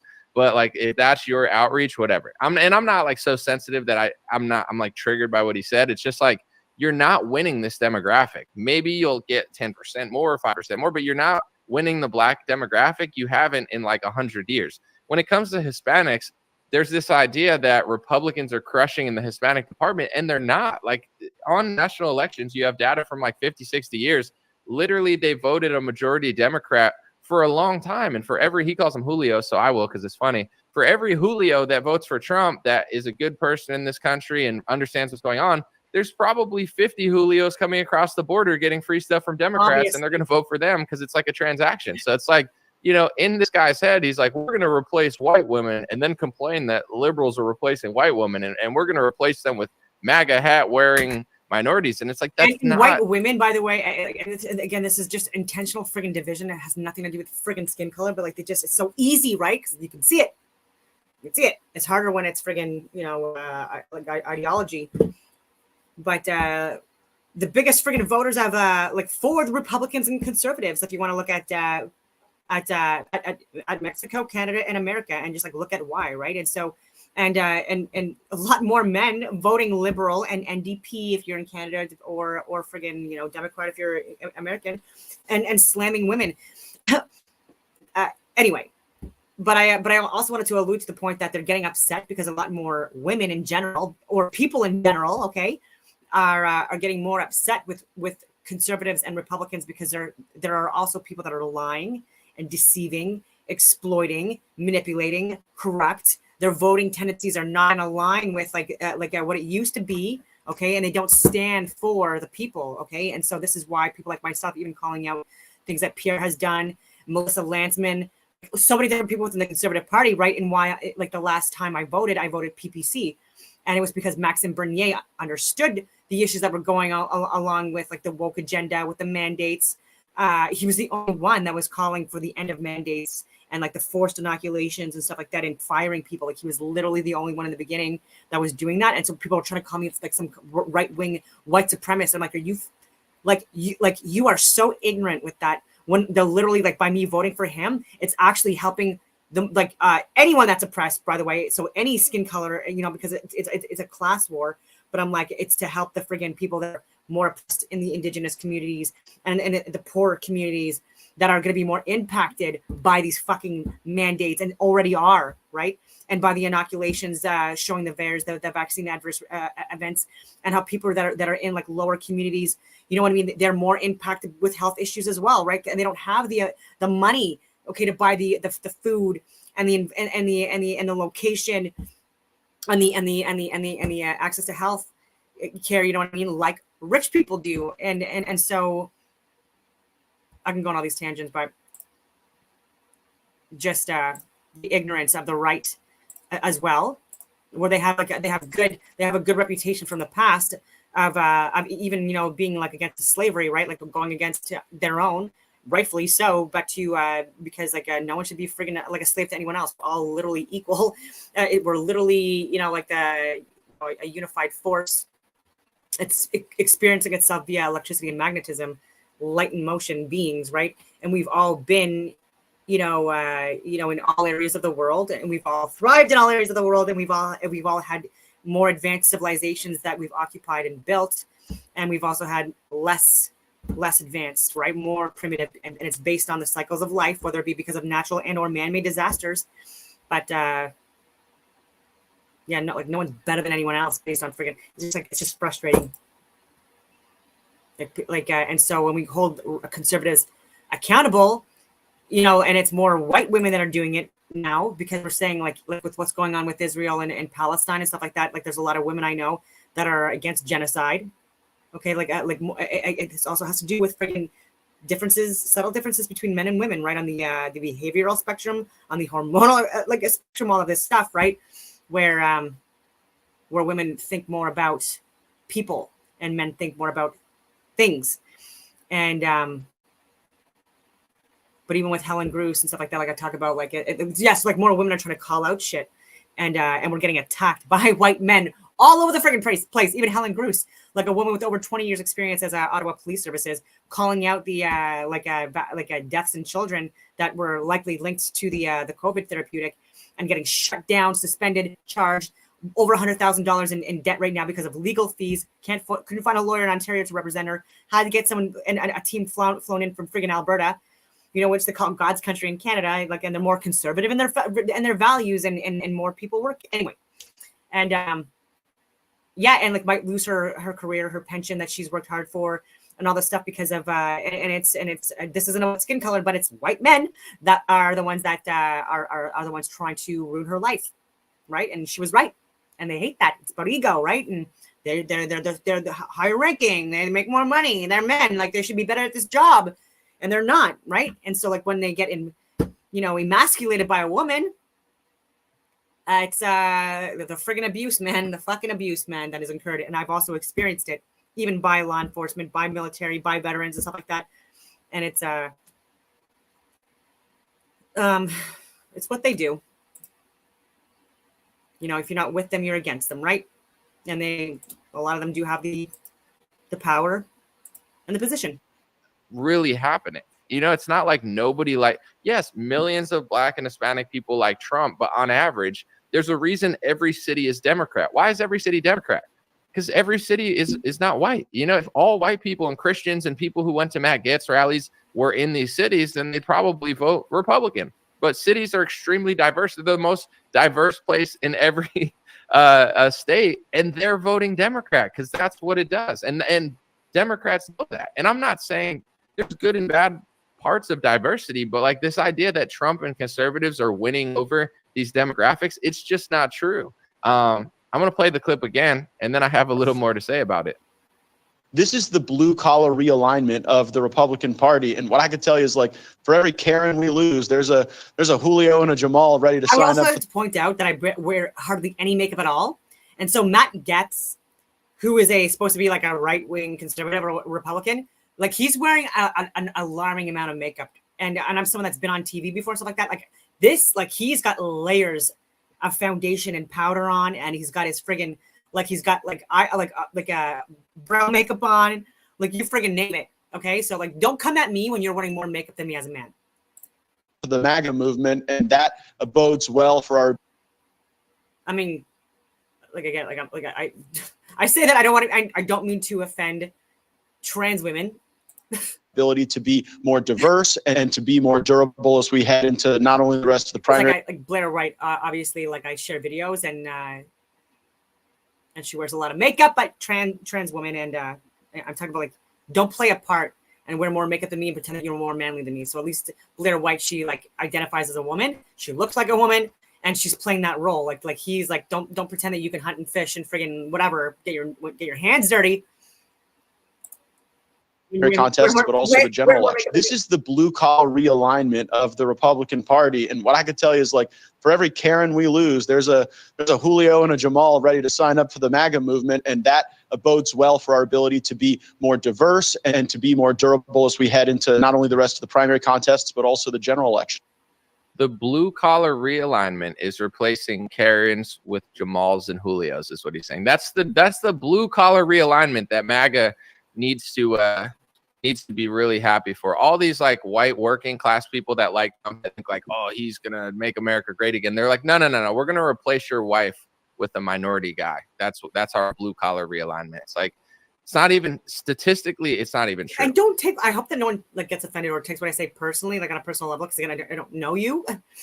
But I get aggressive back, or like not aggressive, I guess, like I comment back on people when they started, like Matt Gaetz, like he's literally slamming women.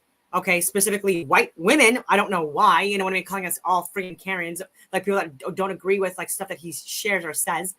And again, there's a lot of stuff that I agree with what he says too. So, but he's the one that's like attacking first, right? So like, of course, I'm going to be a little bit like salty when I'm talking about him, because like, again, like he freaking started this, right?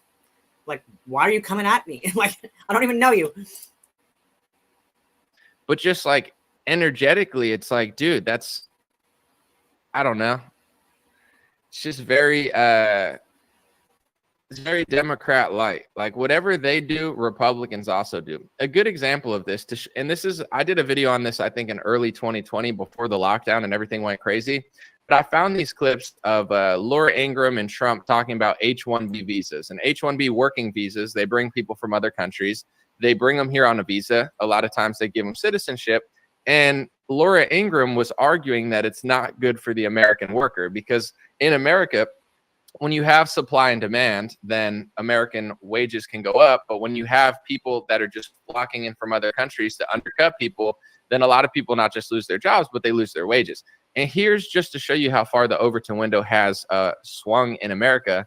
Before Hillary Clinton and Bernie Sanders ran for president, I think it was like 2013, 2012, Bernie Sanders went on CNN. And Bernie Sanders was further right-wing on this issue than Trump, because it's not really a left and right issue. It's like, do you like American workers or do you not? Can you do basic math and economics? Can you not? And even though Bernie Sanders was a quote-unquote socialist, he understood that his version of socialism wouldn't work if you undercut the American worker. So what he was saying was, we can't do H-1B visas. He goes, it drives wages down.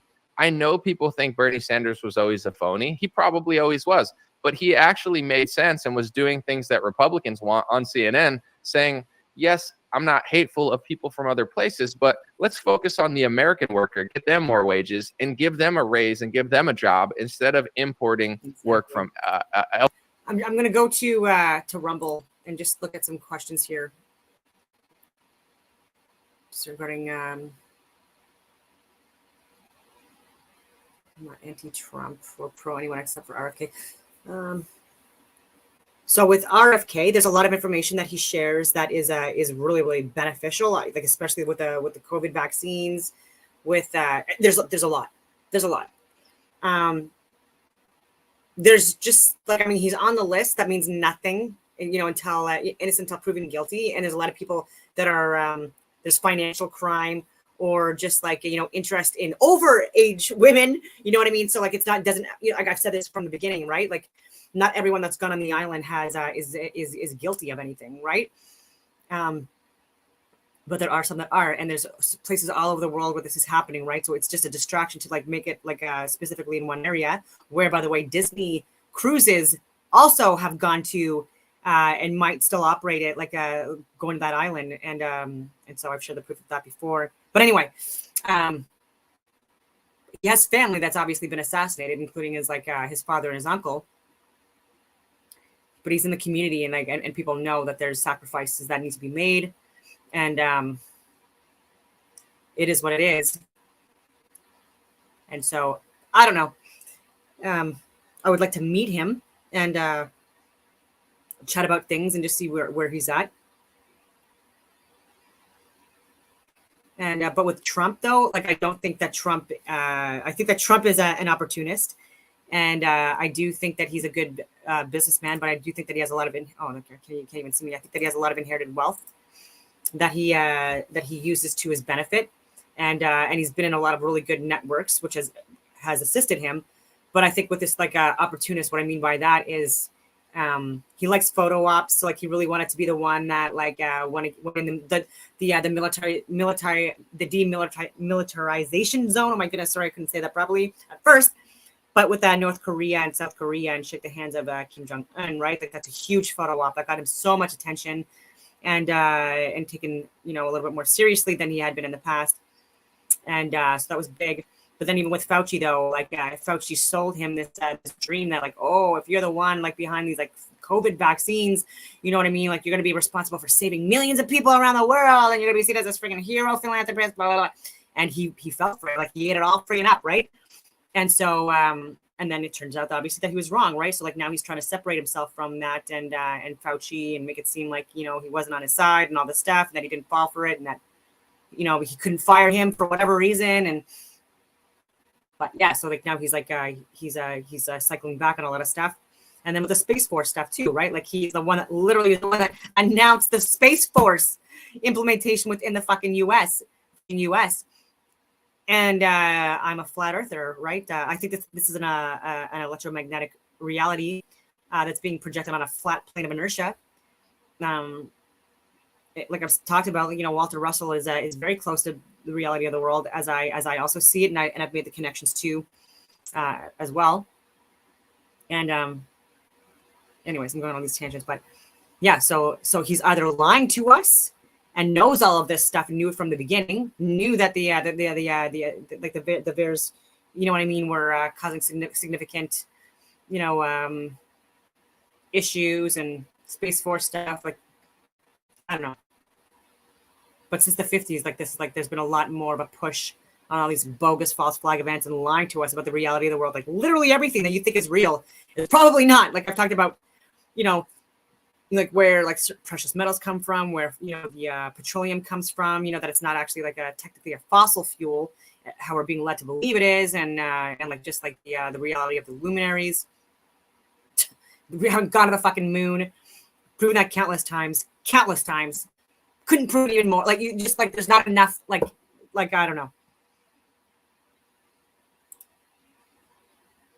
And so I don't know if I answered the question or not. Probably not. But I just like if Trump's the one that like ushers in this staged and planned fake ass alien invasion, right? Where there's going to be humans involved with whatever, you know, like whether they be genetically altered, edited, whether they be, you know, wearing costumes, whether it be holograms, makeup, you know, projections as well, all of this stuff. There's going to be mass casualties if this happens, right?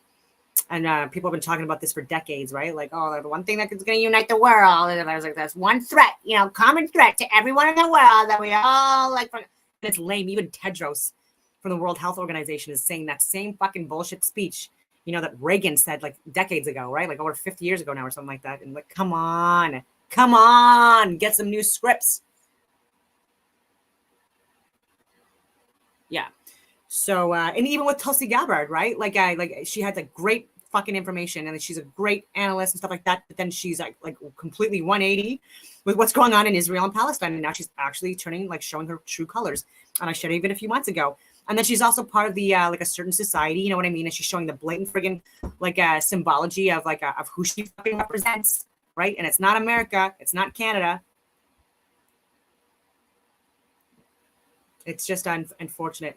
Right. And that's where I know we're getting to the final stages of a possible world war or a fucking stage and planned fake alien ass invasion or all of the above. It's because these people are making it blatantly obvious, like who they support. Right. It wasn't so obvious before, but like, you know who they support now. All parties, all people that are seen in the mainstream media and what we consider to be independent, you know, not so much.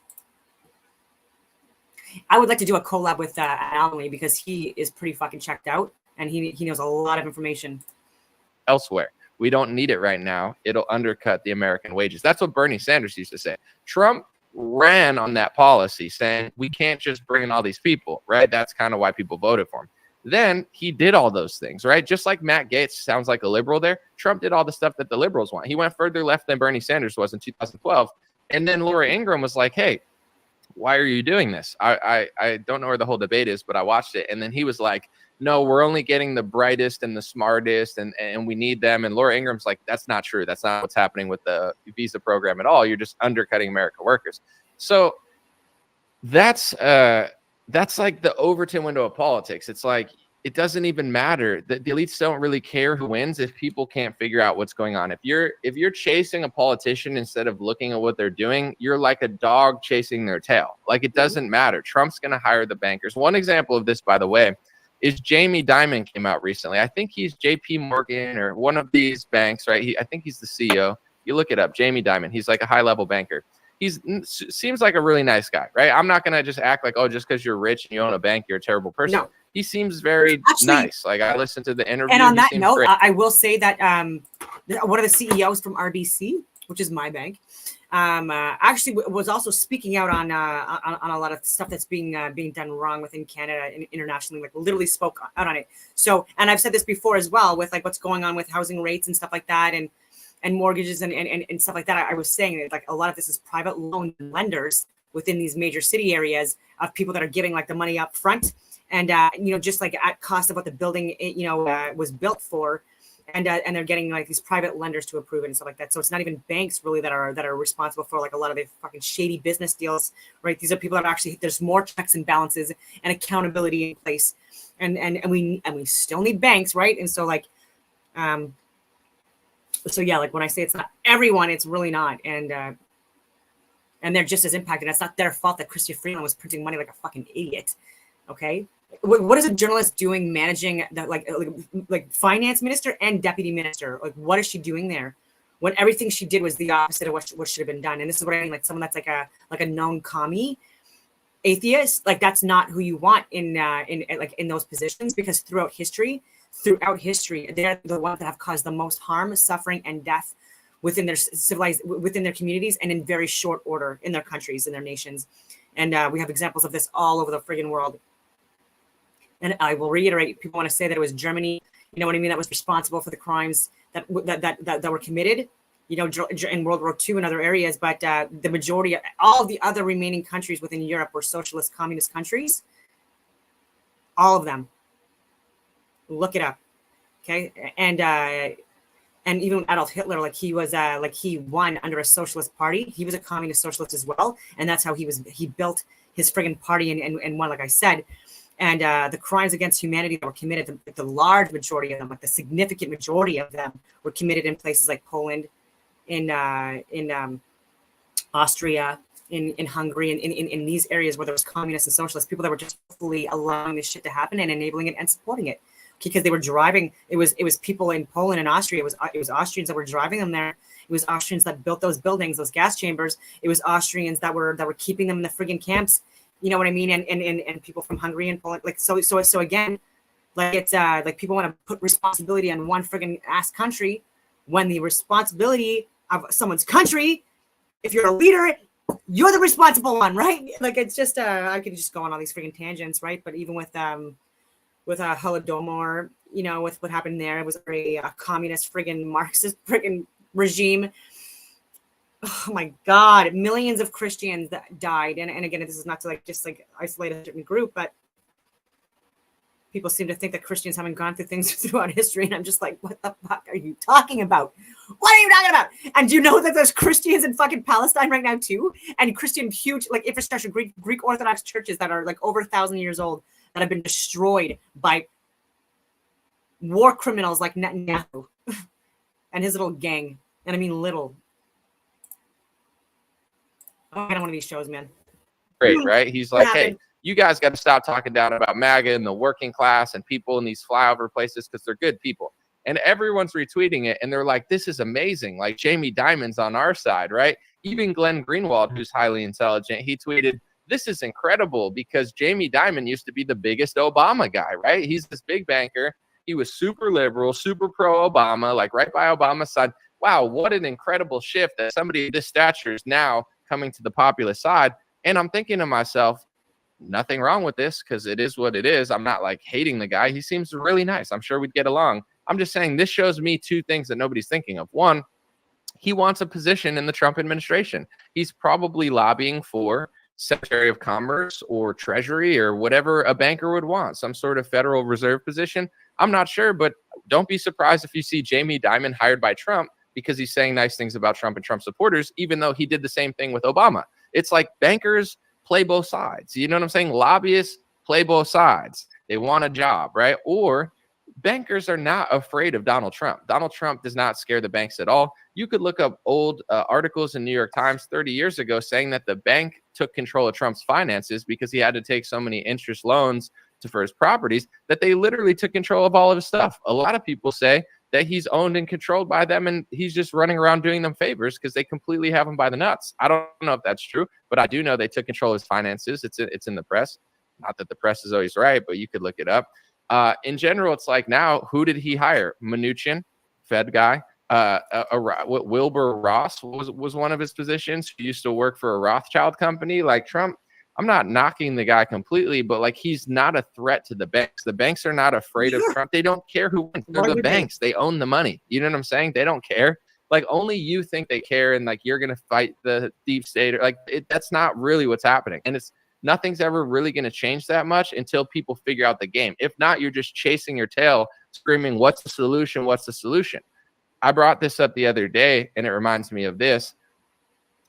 Me saying stuff about politics, and I'm not asking everybody to agree with everything I say, but like the reason I know certain things is I didn't always know this, and I learned and I listened and I read and I researched, and I'm not just listening to like, you know, influencers say the same 3 things on loop. And the more like data I accumulated, I was like, oh damn, I was wrong about this. I was wrong. And you start figuring it out. But you know, I think people view it like a television show where if I told you the ending of Game of Thrones, you'd hate me. If I told you the ending of a movie before you saw it, you'd hate me.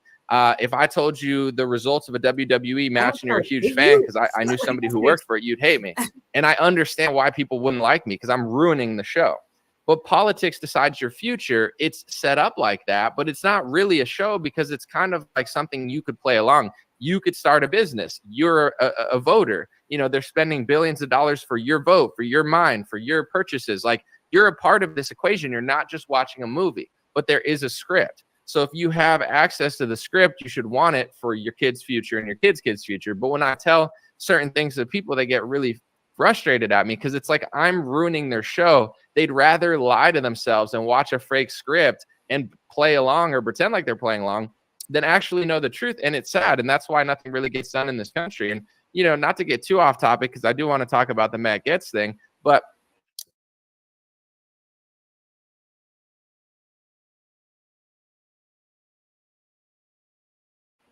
and I'm not going to say I know where it's coming from because it could be coming from 50 different places because we're doing everything in this country wrong. If I looked at how we're feeding people, if I looked at the ingredients and the soaps and everything we're doing from Operation Warp Speed to this, to that, to Trump, to Biden, if I looked at everything we're doing, I'd be like, yeah, I mean, that's like a playbook if you hate the people of your country. This is not a playbook of, oh, we really are trying to figure out ways to get healthier and better. They locked you inside your house. They told you to sit and wear a mask and not go anywhere. And then they told you to run in line and inject mRNA into your body 3 times when they had liability shields. And Trump is, you know, buying a bunch of doses and saying that he's the father of it and he deserves more credit than Fauci.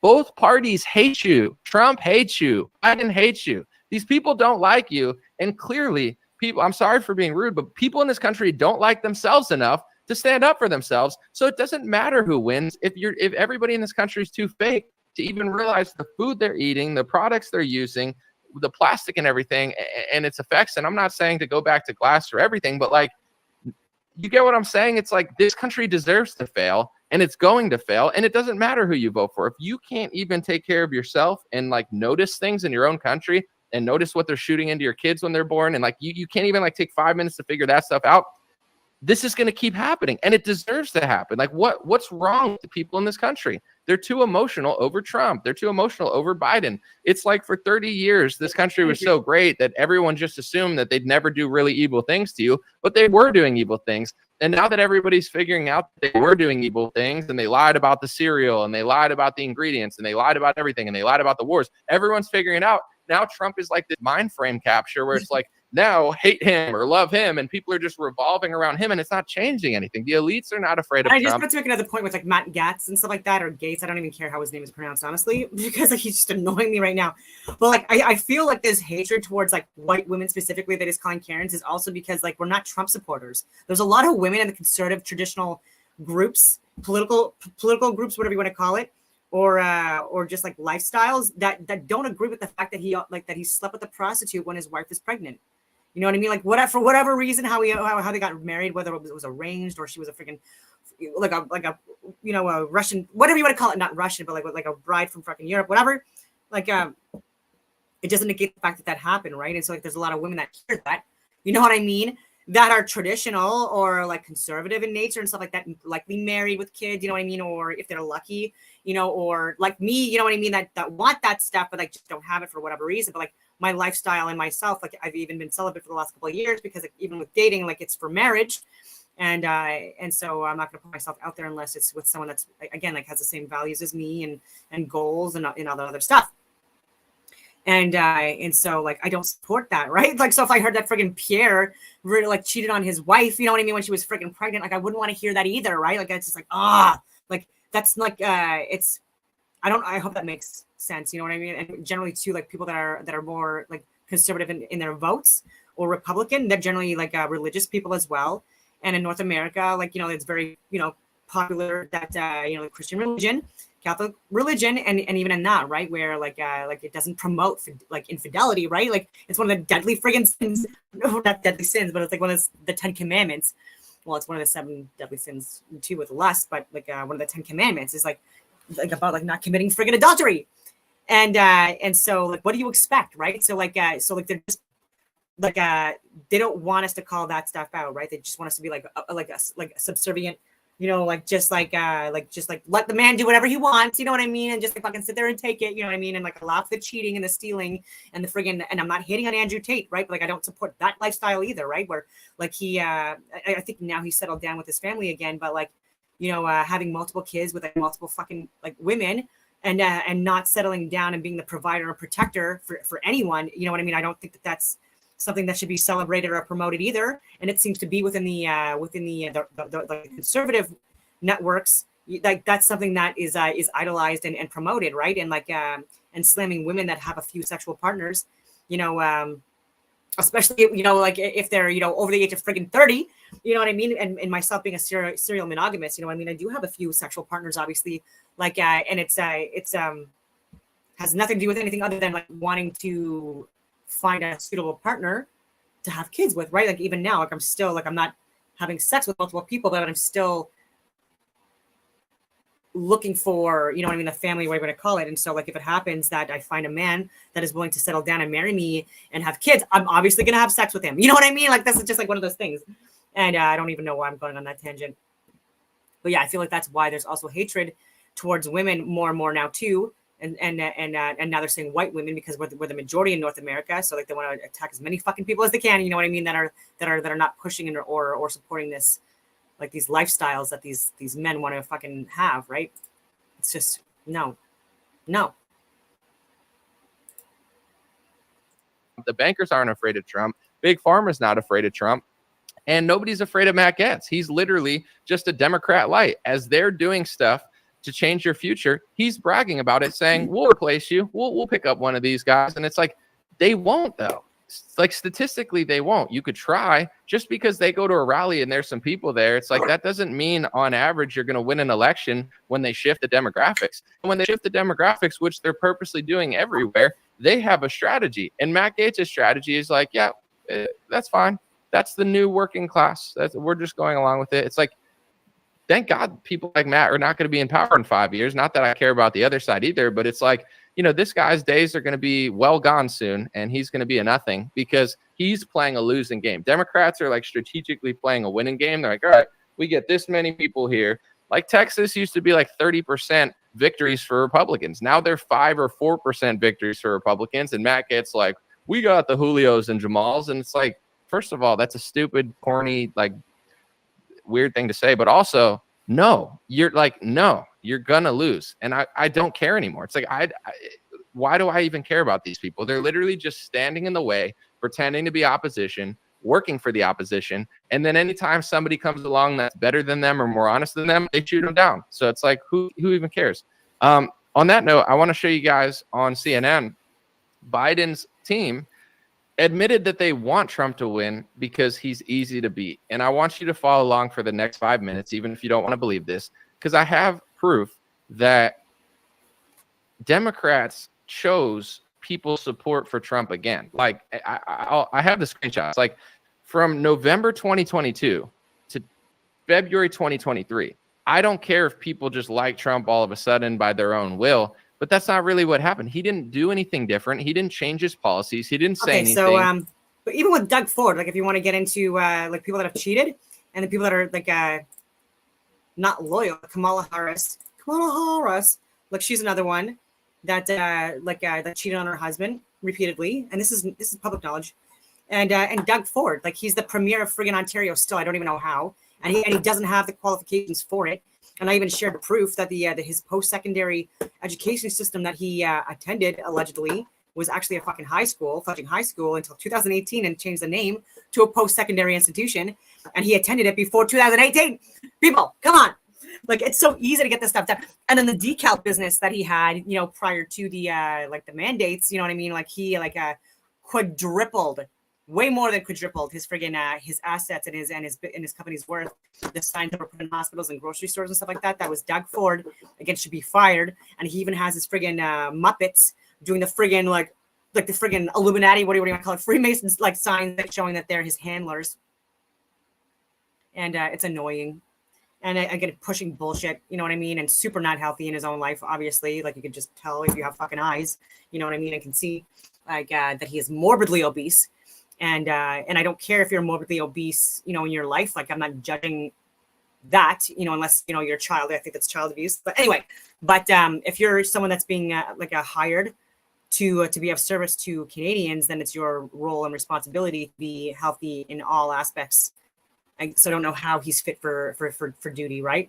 Like, there's like where like even like to be like an officer in the infantry, like, there's so many friggin' fitness tests that you have to continuously do, and it's you know, and there's also like rucksack marches that are in that, and fireman carries, or the drags now, and so many other things that you have to show, right? Like, and academically perform as well, and meet all these different qualifications, and remain current with first aid and more advanced medical training and all these friggin' things. And like, this guy, you're gonna tell me he like making way more money than friggin' what I made? You know what I mean? Is like and doesn't even have a fucking post-secondary.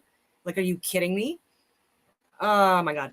And yeah, and so he's conservative. So like and I'm also slamming the left, like Justin Trudeau and Chrystia Freeland, like and Marco Mendicino and these people. So it's anyone that's telling the truth, I guess, and calling out people that are being shitty, like, we're the ones that are getting censored the most.